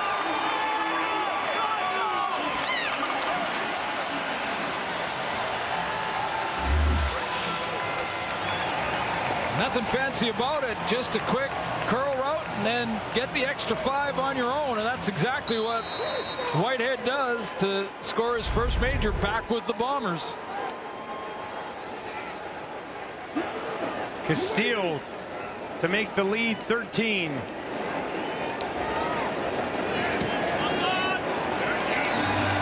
Smooths it through. And Winnipeg, who's controlled the ball for pretty much the entire first half, finally finds their way in to the end zone. 8 plays, 84 yards in just over 2 minutes. Ends like this. Let's see the protection. 5-man pressure, well blocked up. Not that Zach Collaros needed a lot of time for this route. It was just a little curl. But again, when you're trying to cover a guy like Lucky Whitehead, you're going to give him some space. And you can see that Patrice Rene was about 1.5 yards, 2 yards off of Whitehead when he caught the curl and then lost the angle as he got into the end zone. Against the team that let him go. I think there'd be a little bit of that in there. Oh, yeah. I think there'd be a little of that. Well, he fits in nicely here, doesn't he? Time of possession so far in this football game. Winnipeg, 20 minutes and 13 seconds. The BC Lions, just over 9 minutes. Wow. Have not been able to get anything going offensively. Castile kicks it away. Williams takes it near side, heavy hit, injured player down on the field, very slow to get up. That's Josh Banks.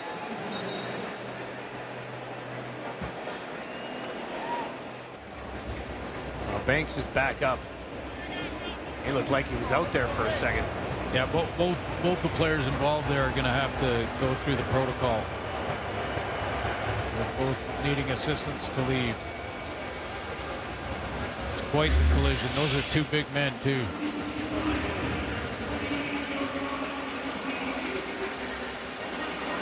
Oh, sorry, right there.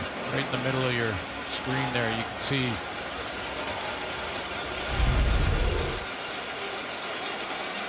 Both players needing a little help getting off, so they'll go through the protocol, make sure they're okay before and cleared before they get back on the field. Vernon Adams, frustrating first half, indeed. 20 seconds to work here. He's in trouble again. Stays on his feet the first time, taken down. The second time. Garbett there. Hubert there. No time for Adams. Well, it was an inside move by Willie Jefferson that gets things started up front for the Bomber defense. Here they go. He goes up the field, inside move. Great hands to just knock away any attempt to block him by Darrell Broxton and gets right to VA immediately. They give the sack to Garbutt, his first in the Canadian Football League. 2nd and 14 as time ticks down here in the first half. They'll hand it off to Stanback. Pushes it ahead, just outside the 30. And that will do it for the opening half. And what a stunning opening half from the Bombers defense and the BC Lions offense. Yeah, big return for Lucky Whitehead, as we saw the BC Lion offense gonna have to go and regroup and start thinking about first downs, not touchdowns, and get back to sort of grinding it out, get a little run game going. We haven't seen much of William Stanback at all, but they're going to need a little bit more balance and think about first down and start stacking them. 5 catches, 58 yards, and a touchdown for Lucky Whitehead. But the play that really sparked it all for the Bombers was an interception by Terrell Ford, who's now with John Lou. Well, Terrell held the BC offense to only 2 first downs in that first half. What part of your game plan was so effective in limiting them that way? I think everybody was just doing their job. We knew we had a good game plan. We came out and executed it. We're making them hold the ball, and yeah, we're playing well. On your 3rd interception of the season, what did you see that you managed to get that ball? He ran a little out route. VA threw it a little bit late, so I was able to make a play on it. That's what people tell me, but I mean, I think I was there anyways. But yeah, many more to come. Thanks for this, Terrell. Let's send it back to Laura and the panel. Well, the Ford family celebrating tonight, Bombers fans celebrating, and we were celebrating. This anytime touchdown thing, it's easy. You got it. You got it. QB1A. Give you some love, too, Dyke. 1,748 days between appearances for Lucky Whitehead as a member of the Winnipeg Blue Bombers. 13-0 is where we stand right now. And maybe not surprised about the 13 points put up by Winnipeg. It's that goose egg by the BC Lions. And we're saying, look, coming off the bye, we were expecting them to be well-rested, hungry, look to get back on track after that 5-game win streak came to an end.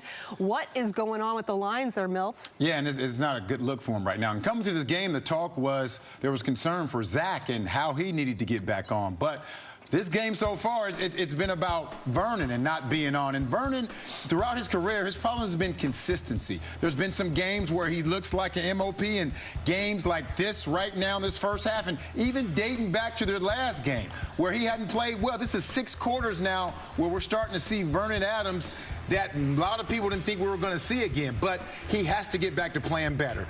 We saw Ford with the interception. We saw Nichols, who dropped the interception. And it's not all on the quarterback. Some of the receivers are not running their best routes, but he has to get back to playing some better ball. He has to get back to some consistency. Only 1 or 2 first downs and have any in the first quarter. So Vernon Adams, we know what he's capable of. He just has to be consistent with it. In that first half, he did not show it. Yeah, and didn't have many opportunities because Zach Collaros was just ball hogging, right? And Zach Collaros last week in lost to Toronto 16-14. He was 25 of 27 for 317, a touchdown interception. Tonight he picks up where he left off. Thought he played well enough last week to get that W, and tonight he's playing well enough again. And he's liking Lucky Whitehead in number 13 out there, along with some of the young receivers have stepped up for him in the absence of Kenny Lawler, Dalton Schoen, and he's going to work again in the first 30 minutes of play. He's got 222 yards, a touchdown to Whitehead we saw right there, 20 of 24. He's on fire. You know, you just got to protect this guy. And we saw Zach pull it down one time and use his legs. And to me, he ain't the problem. And it's just hanging on the football. And they do that for another 30 minutes, they'll get a big-time win right here. One concern, he's had a great first half, but he's still taking hits. Oh, yeah. Zach is 35, almost 30. He can't continue taking those hits. He will not last if he continues taking those hits. Absolutely not. And at the top of the show, I talked about how impressive this defense has quietly been playing well. Starting off with the first third of this game, whoever sparked it, it was that defense. It was Tyrell Ford with a great defensive play that led to the first down of this game, and then 3 points. And I thought that they should have scored even more than that. But in my opinion, this Winnipeg Blue Bombers offense is really where the issue needs to be fixed. Here we see 3rd and 1, Strevler again. This happened last week, but it happens again this week. An opportunity opportunity at the 13-yard line on a 3rd and 1. He decides to go off to the left instead of going down and following his offensive line that had a little bit of a push over there in the middle, and didn't get the first down. Turnover on downs, and so this offense needs to score more points. 13 points is not enough. You don't want to wake up these sleeping Lions. Well, I like that, the sleeping Lions. Huh? Pretty proud of yourself there. And Enoch wanted points scored. Well, we got you a touchdown there in the final 3 minutes. There you go. Now, when it comes to the Winnipeg Blue Bombers, it's not Lucky Whitehead who's actually scored the most points. It's the kicker. We're giving kicker some love here on this one. Sergio Castillo with 7 points so far. He had the 37-yarder, which was close. He had the 60-yarder, and this is actually the second time, guys, that he's hit a 60-yarder this season. We're looking at what he did back in week 4. That's pretty amazing. 2 60-yarders. It's the first time it's been done in CFL history. Just get the chips out of the ball, baby, and I got this. Yeah, tonight, so take a look at this one. He already doinked one off the post, and that counted. And this one, that was true. From 60, hey, kickers are having an awesome year in the Canadian Football League. Hats off to the whole battery, from the centers to the holders. And these kickers are lining it up. And Sergio, huge. Amazing that we're highlighting Castillo for 60-yard field goals. But that's not what you want to be known for. We want touchdowns, baby. We want touchdowns. No one you can do that, though. Bouncing back from last week's miss in overtime, that's huge. Look, my player already got a touchdown. I'm good. Are you good? Lucky Lord. Lucky Lord. 13-0 Bombers on top of the half.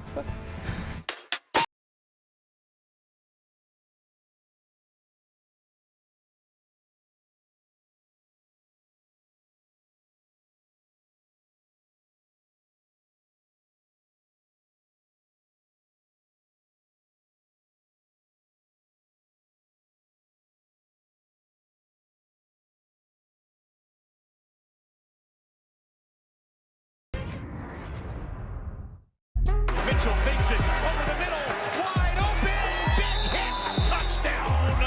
Wide open, it's White down the sideline to the end zone, and Bo Levi is throwing for 3. Trying to drop it in there, and he does. It's Smith all the way to the end zone, touchdown. 5 passing touchdowns, and that is a career high for Bo Levi Mitchell.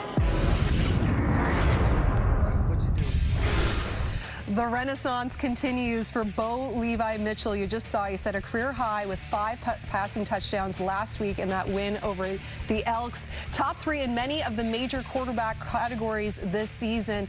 He has 5 300-yard passing games already. He had 4 in the previous 3 seasons combined, but he is going to have to work for those yards tomorrow because it is not going to be an easy matchup against those Montreal Alouettes. These 2 teams are tied for the most touchdowns scored in the CFL this season. Might see a little bit more offense than we are tonight.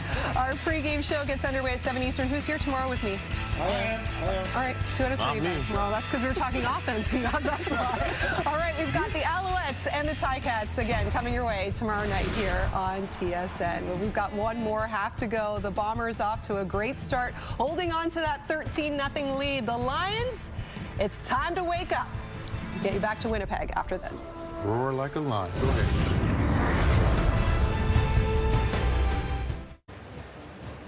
Welcome back to Winnipeg. Let's take a look at your halftime stats presented to you by New York Fries. Dominating for the Winnipeg Blue Bombers in pretty much every category. They lead 13-0.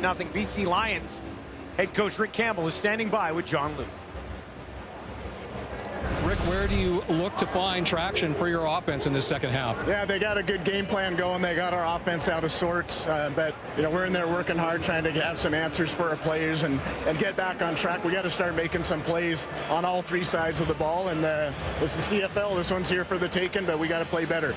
Considering how much the time of possession is tilted in Winnipeg's favor, how satisfied are you with your defense's performance through 30 minutes so far? Yeah, I mean, we were holding on early. We were doing a good job early in the game, and then they started making some plays. But we got to get that time of possession more equal. And like I said, we'll come out here and see if we can play better football in the second half. Thank you for this, Rick. Thanks. Well, one of the areas that they'll look to get is slow down Zach Hilaris, who was 20 of 23 for 213 and a touchdown in the first half, Suits. Yeah, and I agree with the panel saying that the interception kind of got everybody started for the Bombers. Nice play by Wilson to pick that one up. And, of course, Lucky Whitehead helps in ways beyond just touching the football and what he does with the ball in his hands, he does have the touchdown. But Zach's way more comfortable. He is taking some hits. There's a touchdown to Lucky Whitehair. Completed 87% of his passes in the first half. Collaros looking really good. VA on the other side, tough one. 6 of 11 for 47 yards and that 1 interception. Stanback just 4 carries for 23 yards. Hatcher had a couple of catches. Hollins had 1. McInnes didn't have 1. And we're underway here in the third quarter. Case on the return. And he spins his way just outside the 30, where Collaros and the offense will go to work once again, looking to control the second half like they did the first. 20 of 23, 213, so on pace for a 400-yard game and a couple of touchdowns, and that is the type of Zach Collaros numbers we're used to seeing throughout the years. His high game so far this season, 344. He's got 2 300-yard games so far on the campaign. Start this one on their own 32. 3 options out to his right. That's where he goes. Johnson broke 1 tackle, but Patrice Rene is there to make sure he doesn't break 2. If you're a Lions fan right now, you're looking at the big picture stats in the CFL to this point in the season starting this week. That 23 of 32 games this year coming into this week have been decided in the final 3 minutes. That's 72% of the games, and there have been 6 comebacks of over 12 points. Now, it doesn't have a stat for 13 points.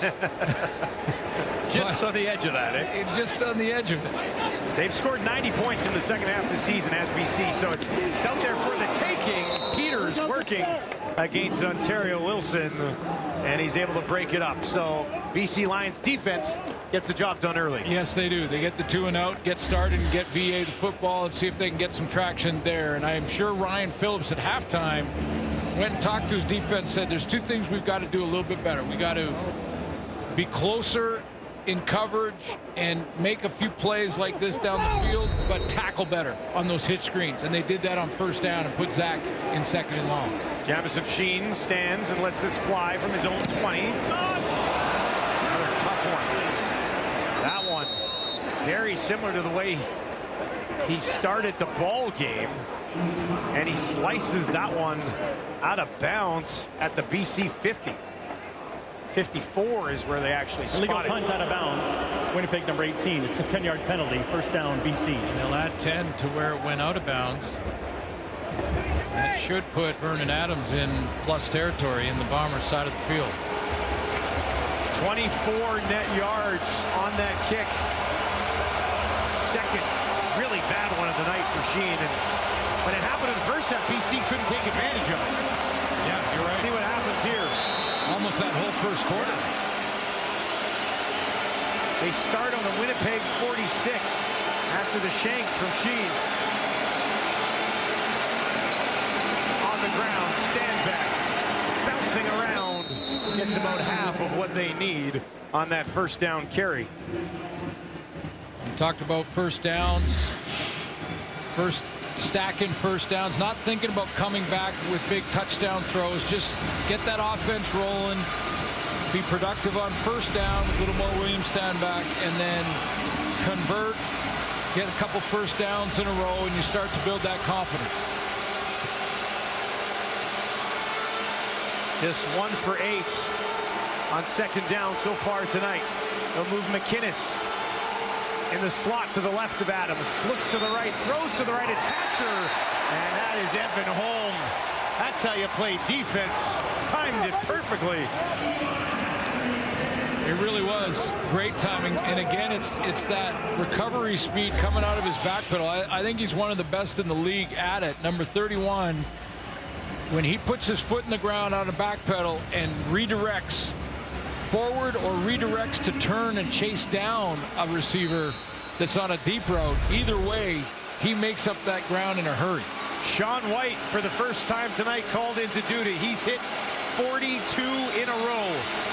This one from 48, and now they're going to switch things up. A couple of guys are on side here, and White lays it out there far side, and it's hauled in just in time. Cadwallader. Flag on the far side of the field as well. We'll sort that out when we return. BC Lions trying some trickery. Decent crack at it.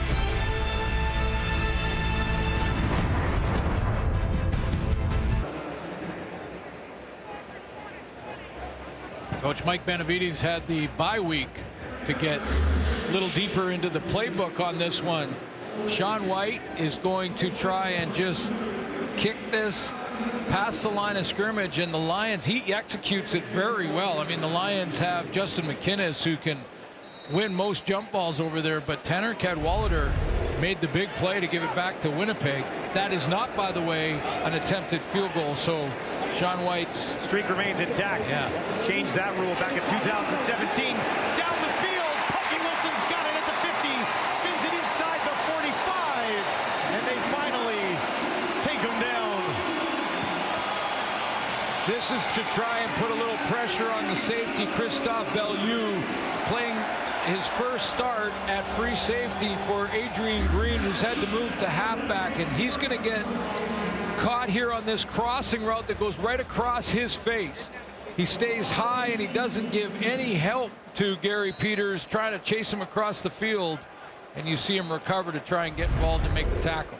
36-yard completion to Wilson. He's got another 100-yard game, second in a row and third in his last four. Brady Oliveira now pounding it right up the middle. Takes it down just shy of the 35. Nice pickup on first down. Bellew getting a chance as a Vanier Cup champion. Went to school at Laval back in 22. His brother played in the Canadian Football League, Jordan as well. Two-time All-Canadian. Very, very good football player, but this is start number one. Yeah. So number one is a safety, and start number one, you get deeper. You usually get deeper than you're supposed to be. And that one right across his face. Second and 4. Faking it to Whitehead. Strebler pushing it down the field. First down, Winnipeg. As Strebler uses Lucky Whitehead as a bit of a decoy. Keeps it himself and walks it ahead. Yeah, that is the decoy, and that's a tough one because watch Ben Olatic just totally react to that. Middle linebacker just flew over there to try and get in front of Lucky Whitehead, and Strebler took it the opposite direction.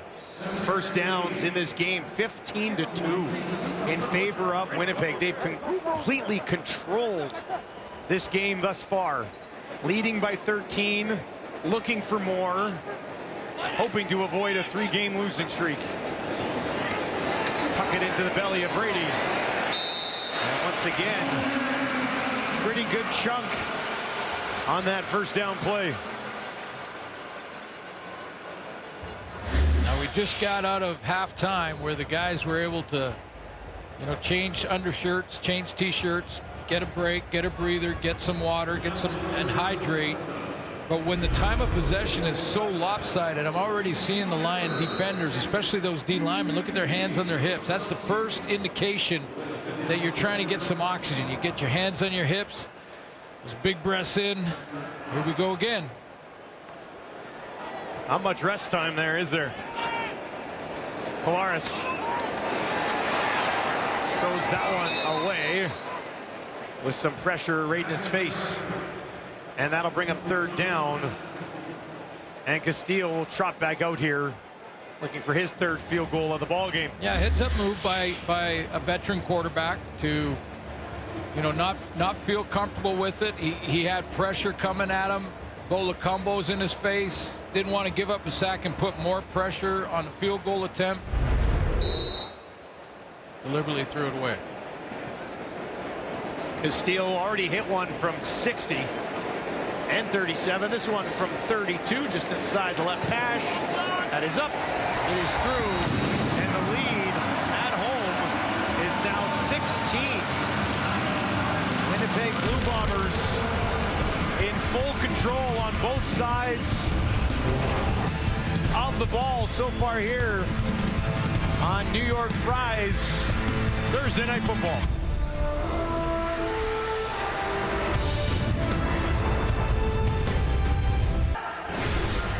Oh, it's been a heck of a season for these two Canadians, hasn't it, Suits? Yeah, two leaders in their categories. Brady Oliveira taking over the lead in the rushing title so far, and Justin McInnis, who does not have a catch tonight, leading all receivers coming into the week.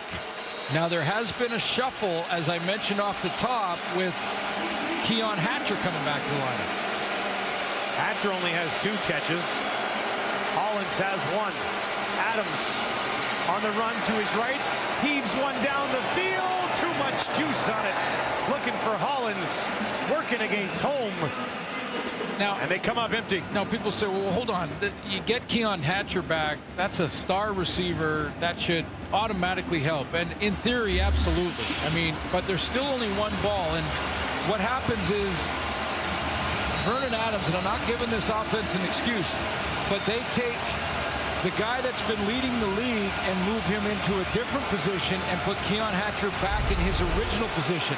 They'll get back in that flow, but maybe Vernon Adams is dropping back saying, hey, this is different routes than I'm used to so far this year. 4 options out to the right for Adams this time. In trouble, Big Hill's there, and they'll take him down again. Started by Big Hill.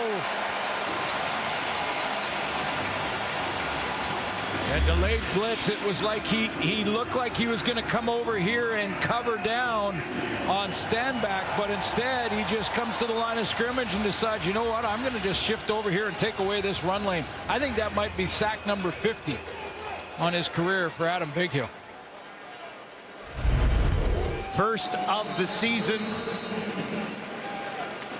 for Big Hill, and the Lions continue to look for answers offensively. Got nothing tonight. Case takes it just inside the 25. Fights his way back up that far sideline before he's thrust out of bounds.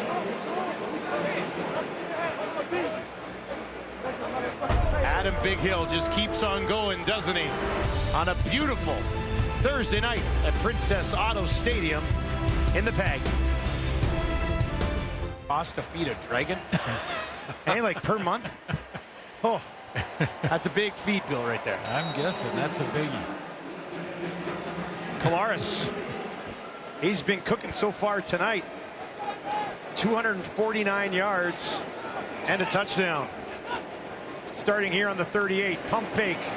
Now over the middle. And that one down to the BC 50. Kevin Scorsius hauls it in. Second catch of the game.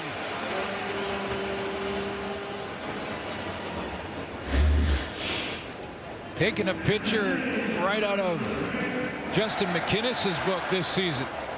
Straight up the field, little bender in behind the linebacking core.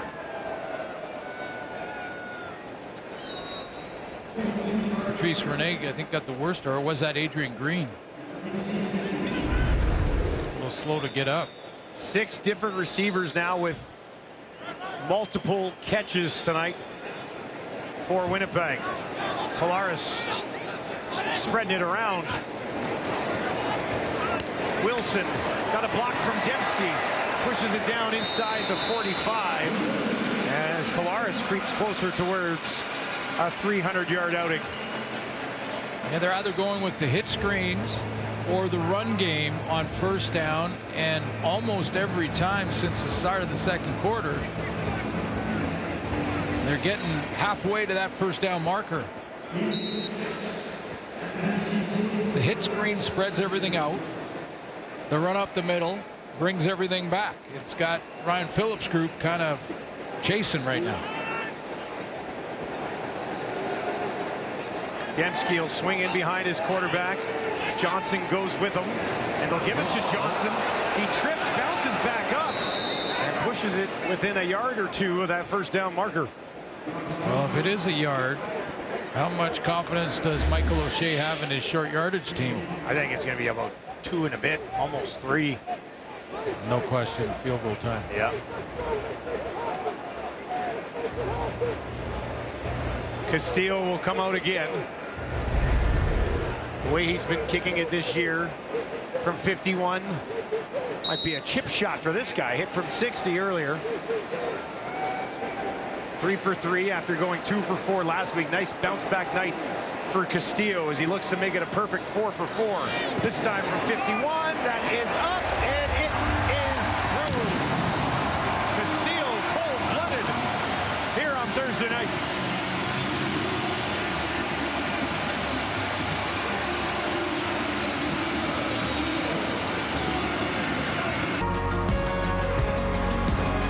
Wind up missing. Not tonight. Castillo 4 for 4.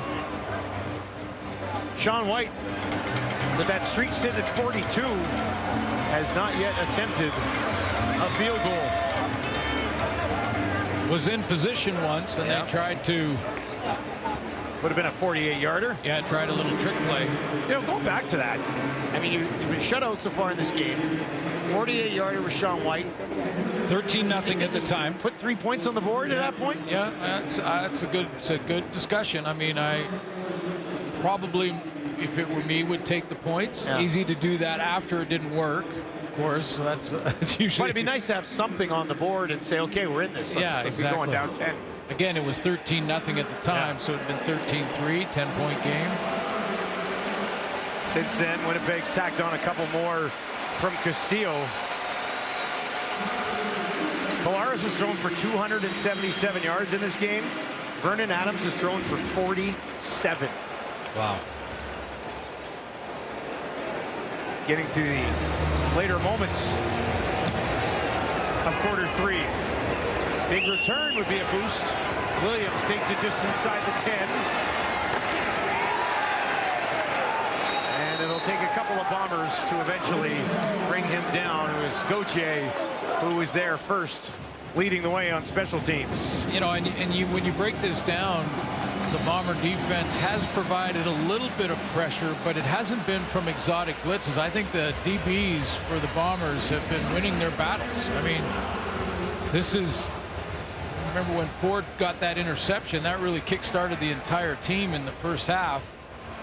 We've seen some plays made by Evan Holm, and that secondary is locking them down. This 10-yard misconduct foul for contact with an official against BC 93. 10 yards. First time. Amir Siddiqui.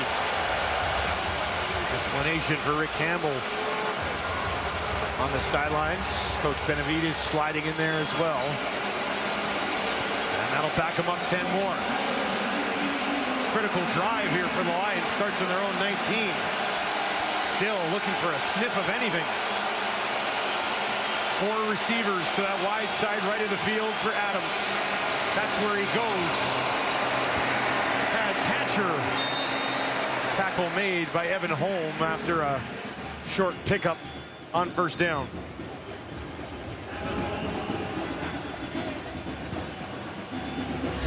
Sure what the penalty was. If you look at right over here,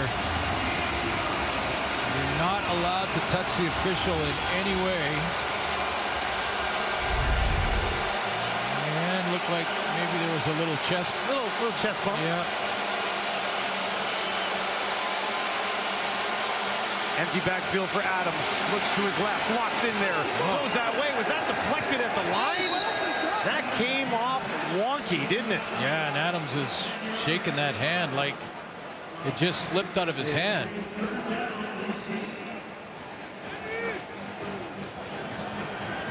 You see one come fluttering out there like that. Something off. Really not any pressure. No tip at the line, and it just, I won't make the quacking noises, but that was bizarre. 3 straight 2-and-outs to start the half for a Lions team that can't get anything figured out. Case stretches out this return and eventually gets it up to about the 42. Vernon Adams looking at the hand. Can't get it going yet.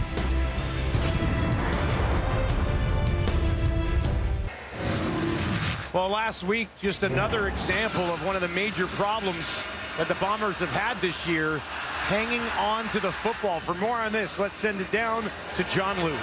Yeah, Dustin, and the despondent look on Nick Dembski's face said it all following that fourth quarter fumble in Toronto last week, and this following a fumble in Saskatchewan the previous week by the normally sure-handed receiver. And following that game, Dembski's best friend, Brady Oliveira, said that he had a tough but good conversation with his offensive teammate about opportunities missed due to turnovers. And so leading into the Toronto game, the Bombers practiced ball security drills extensively, but it didn't work out in their favor last Saturday. And so on a short week of preparation this week, even though they had limited time to work on it, their ball security was focused in smaller team periods, trying to ensure that they held onto the ball in tight quarters, and we're seeing that come to fruition this evening, guys. League high 20 turnovers on the season for the Bombers. Yeah, 20 turnovers and a -8. You know, -8 from a team that is never, you know, down the list when it comes to the giveaway takeaway category. They're just leading the league year in, year out because they understand the importance of it. And especially a guy like Nick Dembski, you know, a veteran who just doesn't do it. He understands it. And we saw tonight in a couple of his catches, as soon as contact was coming, he wrapped both arms around it to make sure he sealed it down. And he has just the 2 catches in this game for 31 yards.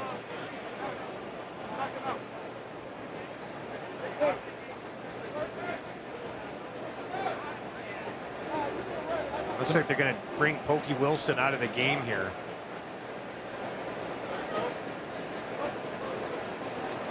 Call from above. A little slow to get up, and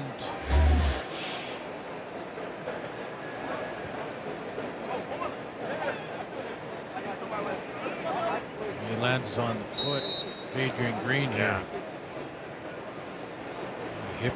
On his hip or ribs or something. But he was slow to get up. The injury spotter noticed it, and he'll have to sit out at least 3. He's got 490 yards in his last 4 games, including tonight. Collaros is going to call a timeout, signaling for a timeout, as they were in a rush to get up to the line of scrimmage here on 2nd down.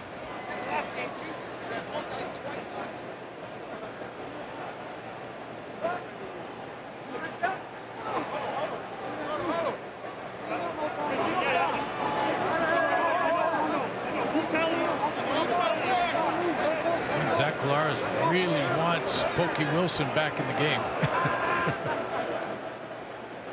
He'll have to wait for him. Croker's waiting for some direction. Timeout, Winnipeg. Gary Allen, or Gary Allen. Gary Peters. Gary Allen. I think of the country music star. Yeah.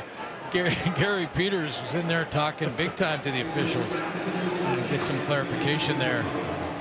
It would have been a delay of game if not for the timeout called by the Bombers. Lucky Whitehead in the game at the top of your screen. Cody Case in the slot. And the fans here not happy with the management of the game right now. Now they'll blow it in and get things going.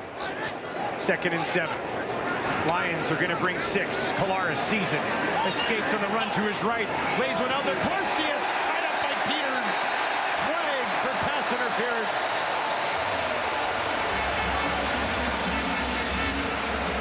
Based on the way that Zach Collaros threw that ball, it looked like he was pass almost... interference. BC number 1. Spotted foul. Automatic first down. He looked like the veteran quarterback was almost throwing that ball to try and draw the penalty. I mean, if Clarcius makes a big play out there with a spectacular catch. There's also a penalty for illegal contact against BC number 23, which is declined. But I don't think there's any question that Gary Peters did not let Clarcius down the bottom of your screen here come into the middle. He cut him off there and just kind of ran over him. So, but he threw that low and hard to almost draw the penalty. Penalty gives him 24 yards. Look at that first down, 17-2 for Winnipeg tonight. Collaros, Dembski secures that ball again as Lacombo hops on his back and takes him down.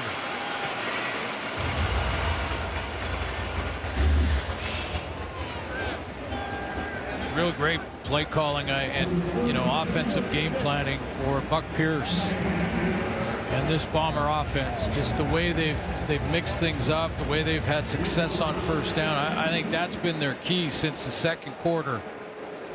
Success on first down, puts them in a manageable situation, or short yardage like it does here. 2nd and 2, Strebler into the game, trying to push right up the middle. Yeah, he might be a little bit short, but they'll have 3rd down here. And there's your answer on whether or not Mike O'Shea is losing confidence in the short yardage group. You can get up at the bottom of the heads on sideways. But I'll tell you, Strebler, after not getting that one in the first half and missing one last week, he was irate on the sideline. I mean, a classic tablet throw. There was a tablet that didn't do well down there. I think if you break that, you got to pay for it. Probably not. Probably not. I think the team would help out there. 3rd and inches. Don't need much. Strebler, good look from above. Pushing it ahead, that'll do it. That'll be enough. A little bounce off the initial contact. Got the job done, and Kolaris and the offense.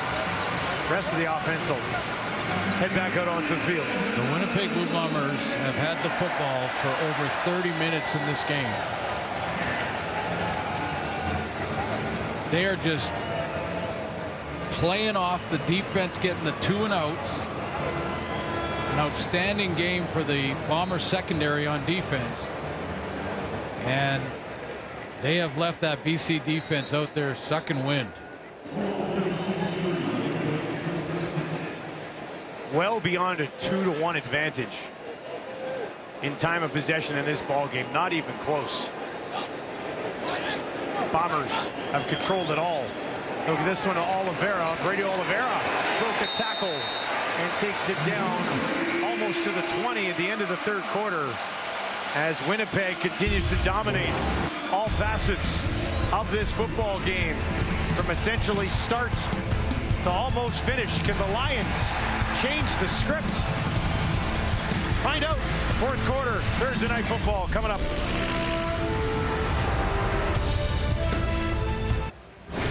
Well, we weren't expecting this. Oh my God. BC shut out through 3 quarters against a Bombers defense that has been really good over the last few weeks, especially. Hasn't led to wins, but they've been solid. But 2 first downs for the BC Lions. Well, Kolaris is going to get 300 yards rushing or passing, and he looks locked in, and this offense looks great for Winnipeg. The offense for the Lions, football players are creatures of habit, and if things look different, it can throw you off. And again, I'm not giving VA an excuse here, and I certainly am not suggesting that they shouldn't bring Keon Hatcher back in the lineup, but switching Hatcher back to his old position and moving Justin McInnis, who has been the #1 target for Vernon Adams throughout the first part of the season, I don't know. I don't want to take anything away from the way the Bombers are playing defensively, because their back end right now is shutting it down. But Vernon Adams, even when he has time, just does not look comfortable looking down the field. Well, Winnipeg's defense had allowed, coming into this game, 1 touchdown on their last 28 drives against. Now here's Brady Oliveira. Flag back by the quarterback. That's what I mean about the athlete that is Christophe Bellew, who was quick there, wasn't he? Yeah, that was a great tackle in the open field. I mean, he's a good football Winnipeg player. Number 65. 10-yard penalty, still first down. Third round draft pick, number 26th overall. Bellew is going to he's going to go ahead and run this down, because if he doesn't, Oliveira scores. He doesn't make this tackle. See that opening on the outside? There's a holding to the right of your screen, but you see that opening. He's gone if that tackle's absolutely, and that's what he's capable of. And I remember the position, and in my first game, I backed up too. 2nd and 13. There'll be flags here. And now pointing from Collaros. He's saying it's on Tehema. Tehema's going to say it's on Stanley Brine. All that matters is what the official has to say here. Yeah, and in some cases, what the command center can help with. Offside. BC number 0. It's 5-yard penalty. I mean, and those ones when it's close, the command center can communicate in real time to the official and look at it really quickly and make the determination. So hopefully, as many times as they can, they'll get that right. And there's Tehema's early movement. Valiant effort by Tehema to start pointing at Stanley Brine right away, though. Yeah, immediately. You know you've been caught.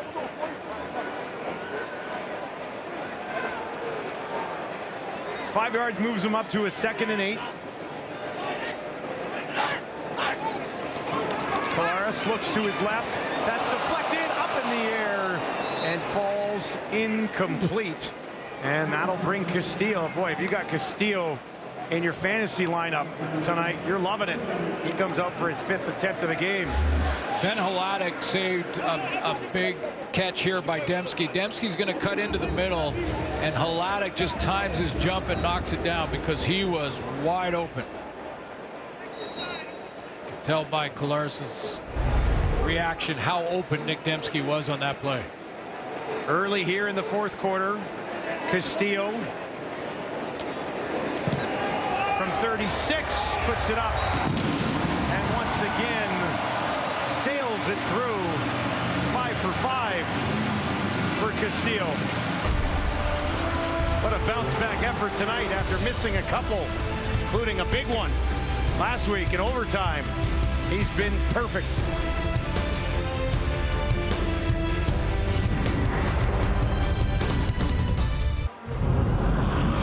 Well, we've seen flashes of that old championship caliber Winnipeg defense tonight, haven't we? Coming into this game tonight, in the last 2 games, they had given up just 1 touchdown in 28 possessions. And right now, 13:35 to go in the 4th quarter here tonight. They're pitching a shutout. 4 of their last 5 games, they've allowed 1 TD drive or less. Crowd here at Princess Auto Stadium. Absolutely loving it. Adams over the middle, down the field. Hung that one up there a little bit too high for Justin McInnes.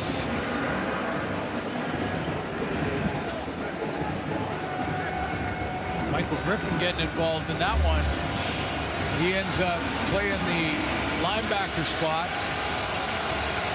Leaves the interior go route to Keon Hatcher. He drops that to Brandon Alexander, and he's covering up McInnes and was right there in his hip pocket like they've been all night. 2nd and 10. Adams steps up, far side, wide open, Hollins. And he has them sitting down in front of Dietrich Nichols. And there's the 3rd first down of the game for the Lions. Let's watch.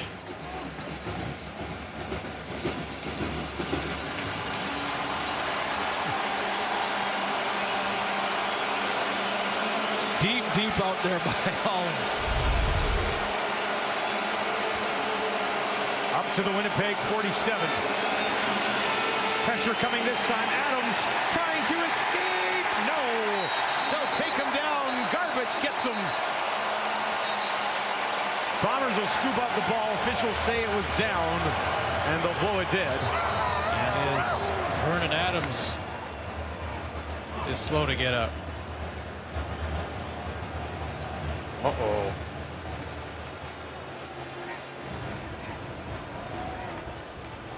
Are things going from bad to worse? As they go to work on VA, will step away. Not good for the BC Lions.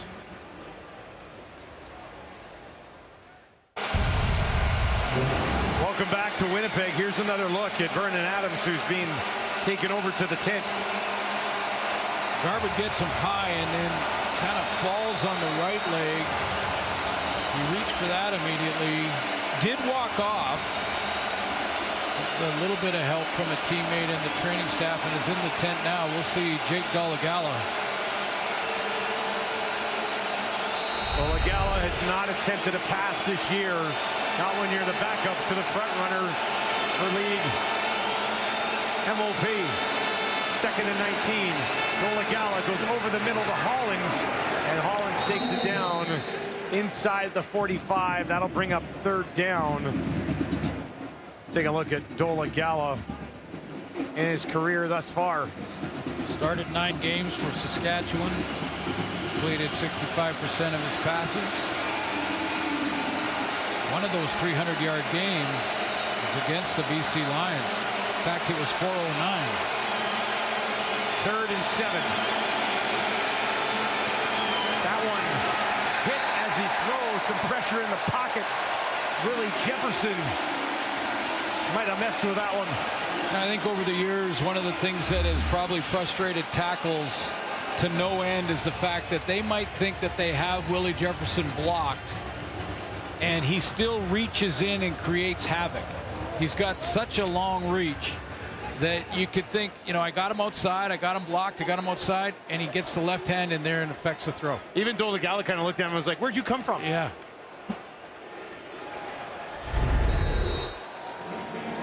Lanky arms of 6'7". Jefferson, Keon Hatcher, who's just back into the lineup and healthy. Watching on. Rick Campbell, we're told, is also in the tent with Vernon Adams. Brady Oliveira takes the handoff. Big burst ahead. Put one tackle, now another. Brady Oliveira won't be stopped. Taken down all the way inside the 40 before he's tackled by Archibald. Well, all season long, we watch these Bombers struggle in different areas. They've gone through some injuries, but this is Bomber football if you go back the last 4 years. Brady Oliveira, pound the ball, get the run game going, offensive play action after that. Kolaris at around 300, Brady Oliveira at around 100, physical play, and tremendous defense. That's why they've finished atop the division all these years in a row. So many years during their run of trips to 4 consecutive Grey Cups, it was moments like these when they had that seal-it-away drive in the 4th quarter, right? And it's just Brady Oliveira, Brady Oliveira, hammer it home, and he gets 4 more there. That'll take him up to 68 yards in the ball game.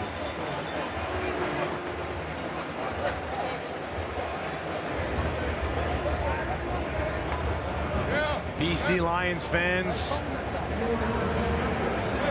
right now sitting back and hoping that Vernon Adams Jr. will be okay.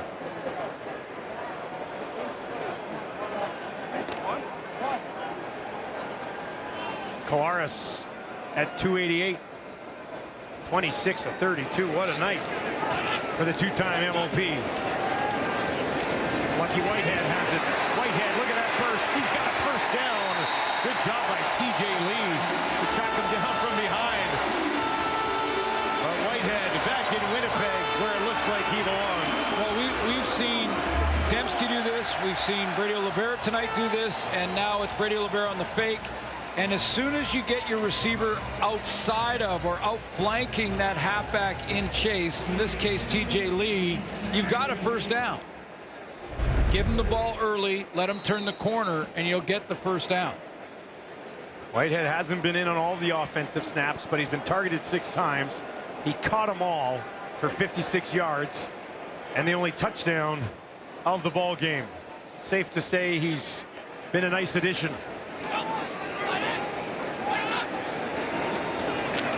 Back to Oliveira. And a big chunk on first down right up the gut. See, this is the action.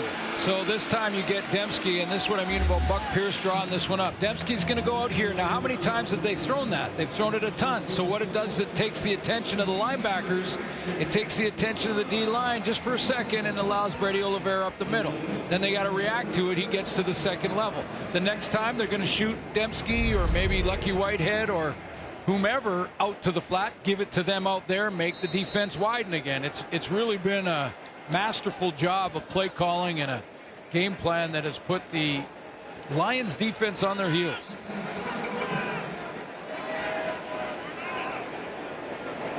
Bombers bringing in some beef on the offensive line here. 2nd and 3. We'll give it to Oliveira.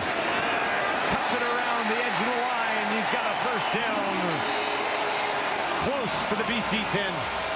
Sometimes I'll get the comment that, you sometimes say that the time of possession is lopsided. Why is it just lopsided for the defense? How come the offense isn't getting tired? They're out there all that time too.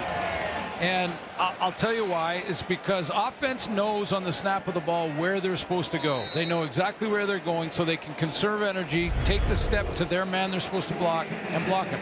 Defense has to react. They have to fight through those blocks, react and redirect. That takes more energy. That's why they're more tired. Strevler into the game. Brady Oliveira takes it ahead. And they're creeping towards the end zone. And that is a place that Brady Oliveira has not found this year. Yeah, exactly. How crazy is that? We're in week 9, and Brady Oliveira does not have a touchdown. Not yet. Is now the time. Yards in this game, 409 for the Bombers, 89 for the Lions. That's got to be the most lopsided total that we've seen in the league so far this year. 2nd and 6. Brady stands in to the left of his quarterback, who's got 3 options out to his left. They'll give it back to Oliveira. Breaking a tackle of Hladek. The help comes, and they're able to shut him down.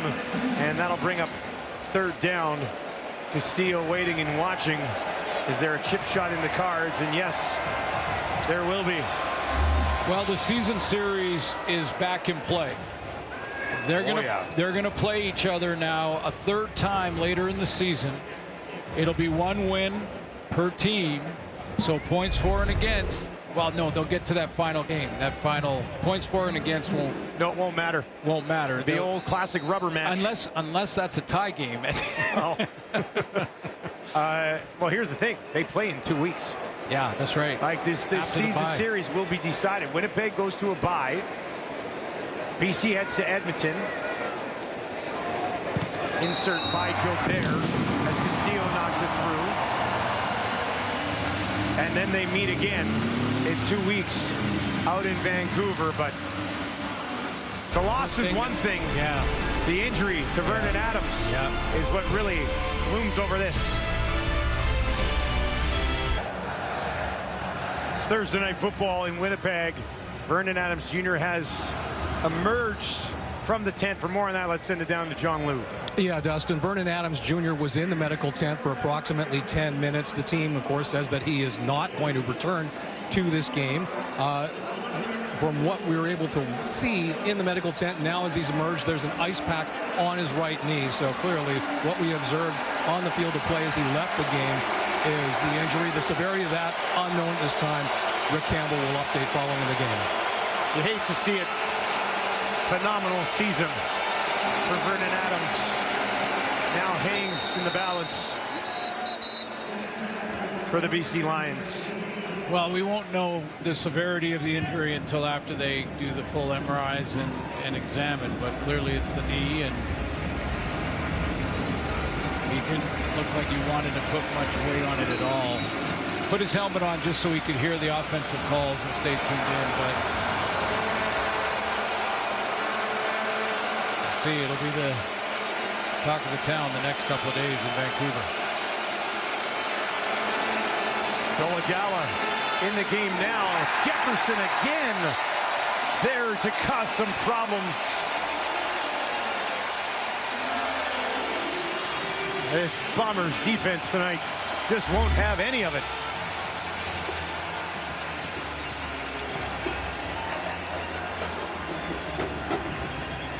There again is Kent Perkins. You see Perkins' reaction. Watch 59. He had him blocked. He has him where he wants him. And watch his reaction. He just kind of, right after that, he put his hands in the air and went, I don't know, I blocked him. Flintoff kick hangs up there forever.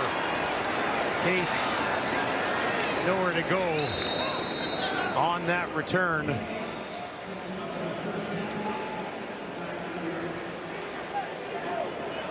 Zach Collaros 5 yards away from a 300-yard game. 56 of those into the hands of that man, Lucky Whitehead.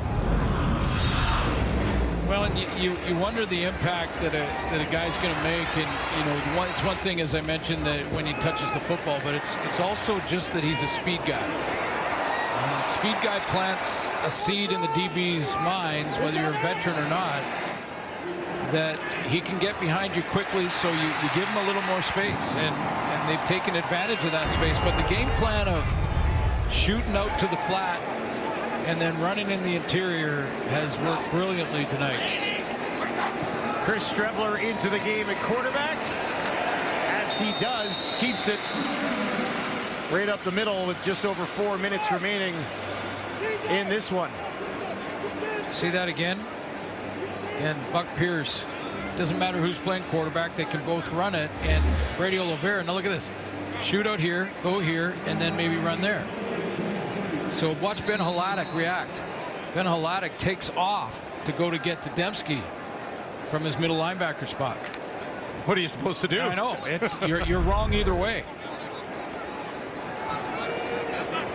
Likely seen the last of Zach Collaros in this ball game. Strebler 2nd and 5.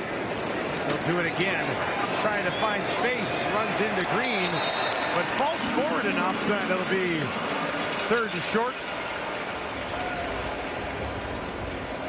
Punt team is hovering, but Michael O'Shea is taking a good long look to see how far away they are. I think it's 1 yard. Gonna leave him out there. Yep.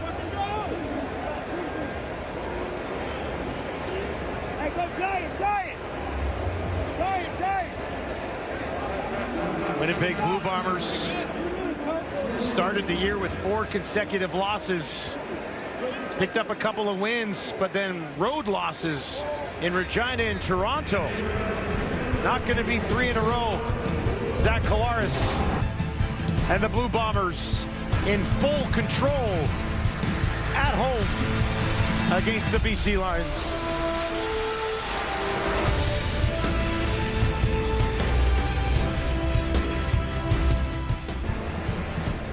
Well, we were talking about how the Bombers have controlled this football game, and we mean they have really controlled this football game. Look at this time of possession. This is ridiculous.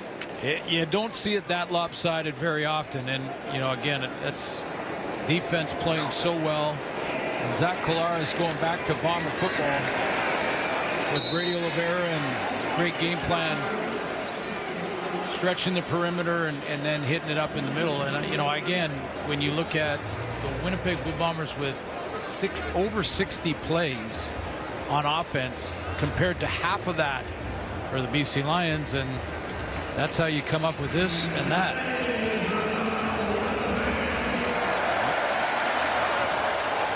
Zach Collaros comes back into this ball game after 3 consecutive plays for Strebler. He's 5 away from 300.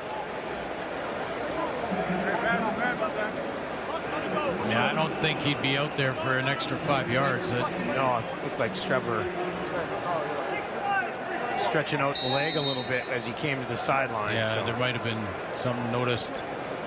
So BC's offense can barely stay on the field tonight. Then one of the plays that they're out there for, their star quarterback ends up getting hurt. Tough night for the visitors.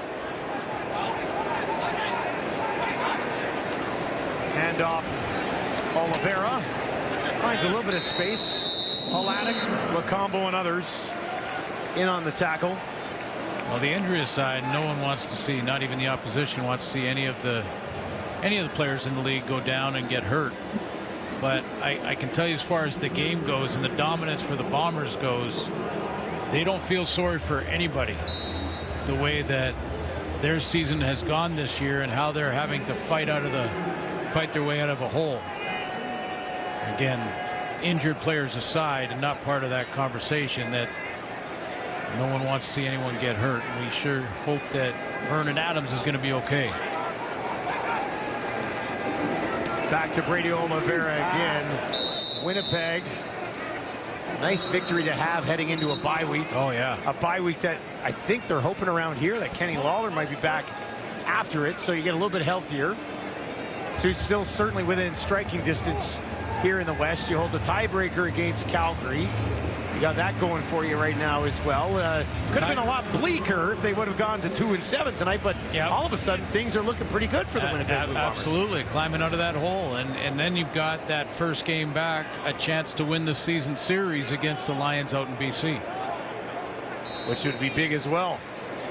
And then after that, they get Hamilton, and then 2 huge games. They're always big, but maybe even bigger this year between the Riders and the Bombers. Are you talking Labor Day? Yes. And of course, my favorite game of the year, the Banjo Bowl. Kicked away, Williams takes it just inside the 35. Looking for some space out there, will not find it. Tracking him down, Tony Jones. Big story tonight, outside of a dominating performance, of course, from the Winnipeg Blue Bombers. This right here for Vernon Adams Jr. And just really an unlucky one, because there's nothing dirty about the hit. Garbage just trying to bring him down to the ground. He's got him up and around the shoulder pads, and it looked like the cleats kind of locked in the turf. Yeah. And it sort of hyperextended almost his knee. Got the ice bag on the knee after coming out from the tent. Full examination when they get back to Vancouver will happen immediately. On the ground to Stanback for the BC Lions. It's Edmonton and Winnipeg, then a home and home with Ottawa to take you all the way through August. Opportunity for Dolegala here, who played a lot with the Riders. I mean, he got a good look in Saskatchewan. Yeah, and has shown some really good things. I mentioned the 400-yard passing game when he was in Saskatchewan against BC. Well, he may have having an extended opportunity with the Lions. Stanback takes it out just shy of a BC first down. Those have been hard to come by tonight for the Lions. You don't want to be speculating on severity of this, but every rep now is that much more important for Jake Dolegala, and it will be for him when it comes to practice. A conversation with Trey Ford today, who will start in Saskatchewan in a couple of nights.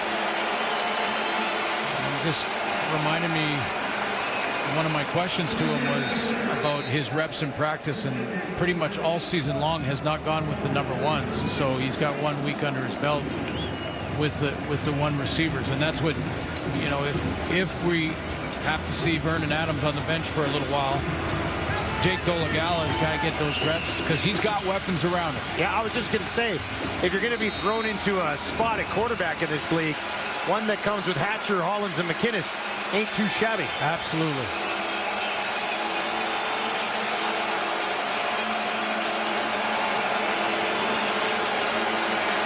Dolegala gives it to Stanback one more time, and that kind of summarizes the night, doesn't it? It really does.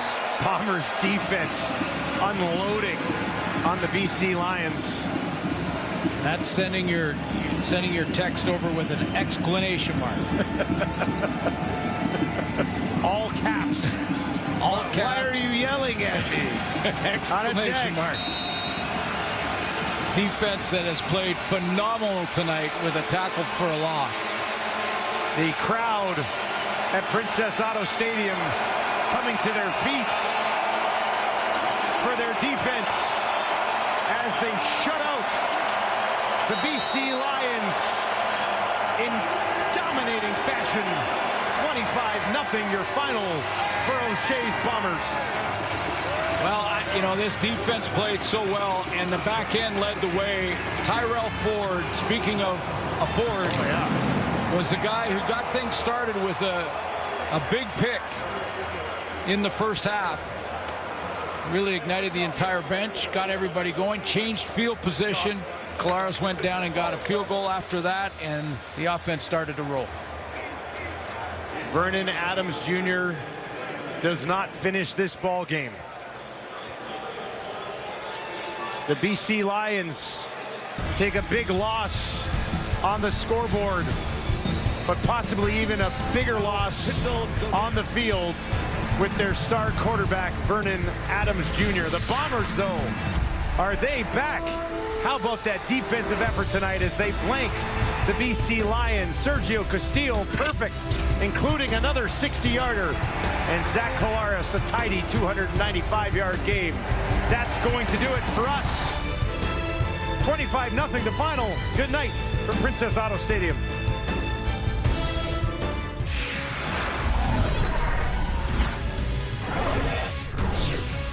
Welcome back to Sports Center. Jermaine and Sarah here with you, and we're going to move on to the CFL, the Lions and Blue Bombers. So the Lions, first place in the West, Sarah, and they were looking good for a while, but they noticed their play hasn't been quite as good recently. The Blue Bombers had a horrendous start to the season, way down there in the West, but now they're looking like the Blue Bombers of old. Right, because we didn't expect the Blue Bombers to be 2-6 coming into Week 9 this season, but a lot of their losses have been really, really close. Actually, 4 losses have been by a combined 11 points. So what would they do against the best in the West? Well, Lucky Whitehead making his season debut with the Bombers. He spent the last 3 seasons with the Lions.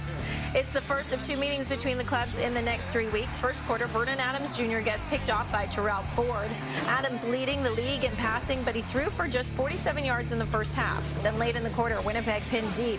Zach Collaros airs it out for Ontario Wilson, and he makes a great diving catch there. Good for 35 yards, part of 14 straight completions for Collaros. Let's go back to Whitehead now. The Bombers driving before the half. Winnipeg has outgained BC 235 to 55. And now Whitehead to the end zone, touchdown! Oh, Lucky Whitehead returns with a bang, doesn't he? Like, gotcha! What a start for Whitehead. 5 catches for 49 yards and a touchdown in the first half. The Bombers led by 13-zip at the break. Like you said, looking good, Jermaine. The Lions had just 2 first downs in the opening half, and in the third quarter, Adams gets sacked for the 3rd time in the game. Adam Big Hill gets this one. The Bombers shutting out the Lions through 3 quarters. Winnipeg up 19-0 heading to the 4th. And it gets worse for the Lions. 12 minutes to play. Adams under pressure. He gets taken down again.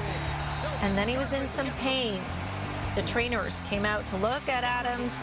He made his way gingerly to the sideline, and Adams spent almost 10 minutes in the medical tent. He came out with an ice pack on his right knee. No word yet on his status going forward, but it is the Blue Bombers who shut out the Lions. 25-0, your final score. That's not easy to do. Right, with especially the ruse and punts that go through the end zone. But Winnipeg has now won 3 of their last 4 meetings with BC, so maybe they're like, let's play the Lions a little more often.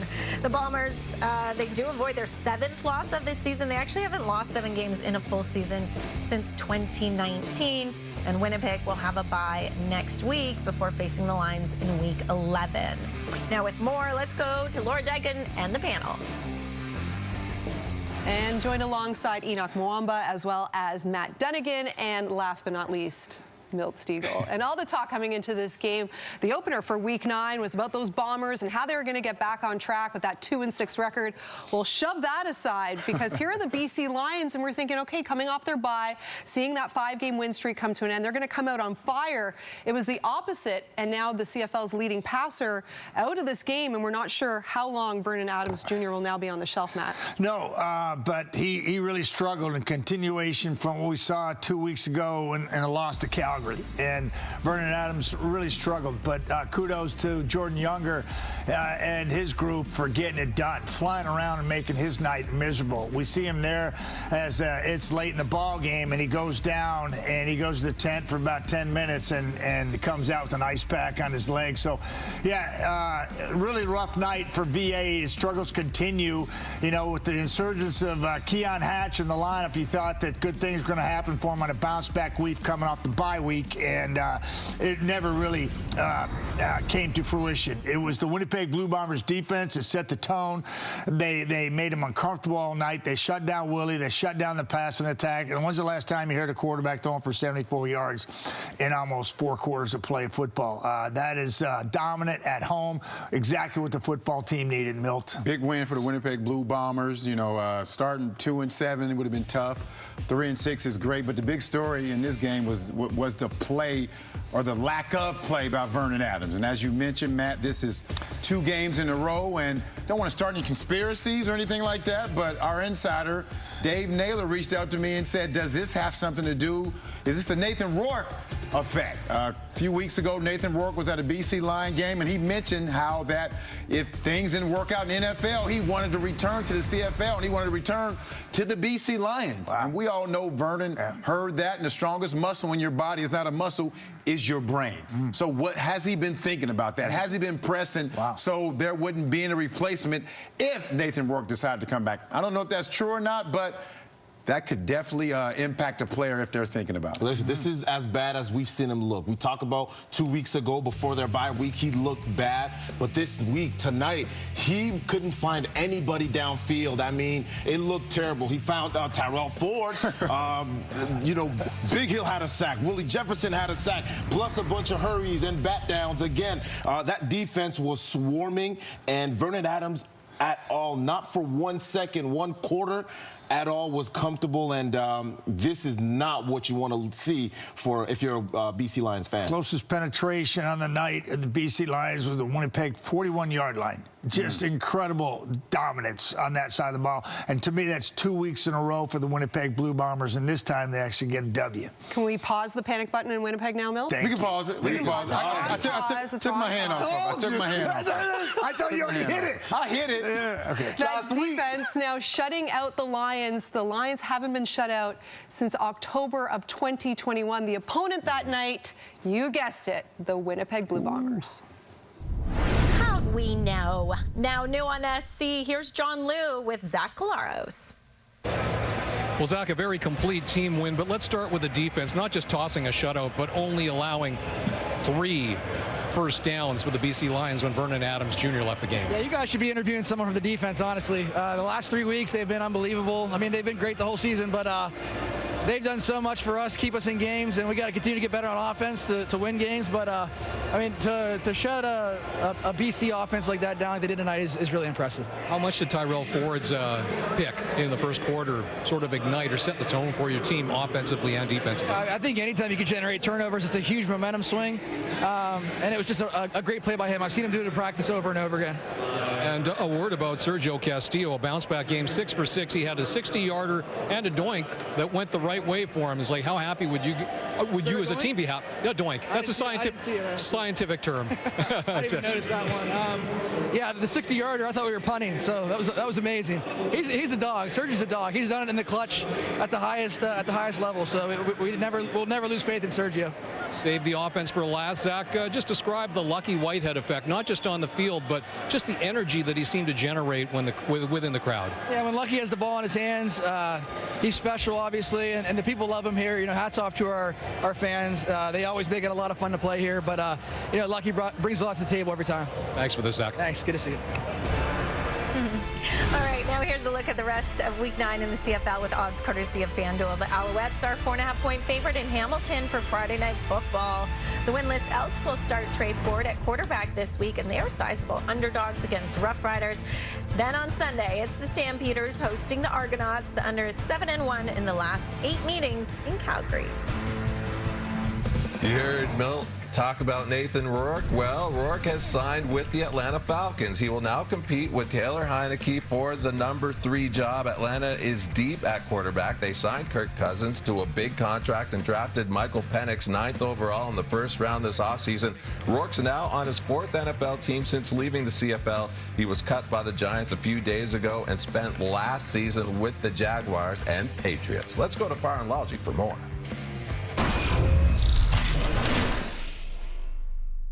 The Atlanta Falcons are an interesting landing spot for Nathan Rourke. This offseason, the team made a big splash by acquiring free agent quarterback Kirk Cousins, signing him to a 4-year, $180 million contract, which financially really does tie the team to Cousins for at least the next 2 years. Then in a surprise move at the draft, the team selected quarterback Michael Penix Jr., the Heisman Trophy runner-up out of the University of Washington, with the 8th overall selection. Now, late last season, the Falcons did try to make a waiver claim on Rourke, but ultimately they fell lower on the waiver priority list to the New England Patriots, where Rourke wound up finishing the season. Then on Wednesday, Rourke went to Atlanta for a workout. He had a very good throwing session, made a strong impression on the team's quarterback coach, TJ Yates, but ultimately this is an organization that has its quarterback of the present in Cousins and its quarterback of the future in Penix, and they've also got Taylor Heineke in the building, a player that started 30 NFL games. Now, this offseason, the Falcons did restructure Heineke's contract, so financially,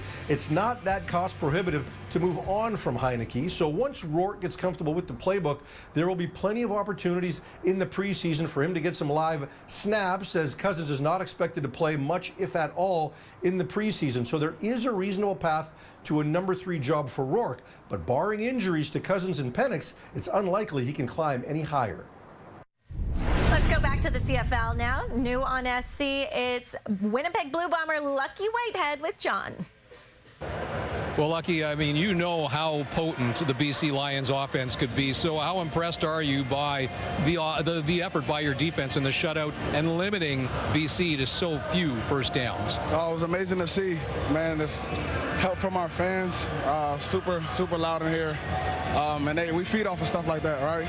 And we feed off each other's play. So it was amazing to see them out here just flying around off a short week, you feel me? So it was amazing to see them ball. You mentioned the fans. When you came out onto the field, announced with the offense at the beginning of the game, the ovation was a loud one. It was actually quite deafening. So how did that make you feel, in addition to just the moments throughout the game where you could feel that support from this fan base? Just you bringing it back up. A couple teammates said something to me as well. I got chills. Right? It was humbling. And I'm just, I'm blessed, right? It's full circle to be back in Winnipeg, playing against these boys. It was fun, and they was behind me all night. So every time I caught the ball, got a little something going, I wanted to get them into it. So how do you like the script that you get the one offensive touchdown for your team and a win second time around with the Bombers, but against your former team? Just how we drew it up, right? Man, I love it. It's amazing. Man, I can't express it enough how fun that was, how great that felt to get back in that end zone again. And, I deserve that, right? I put in a lot of hard work, and it's showing. Thank you for this, Lucky. Thank you.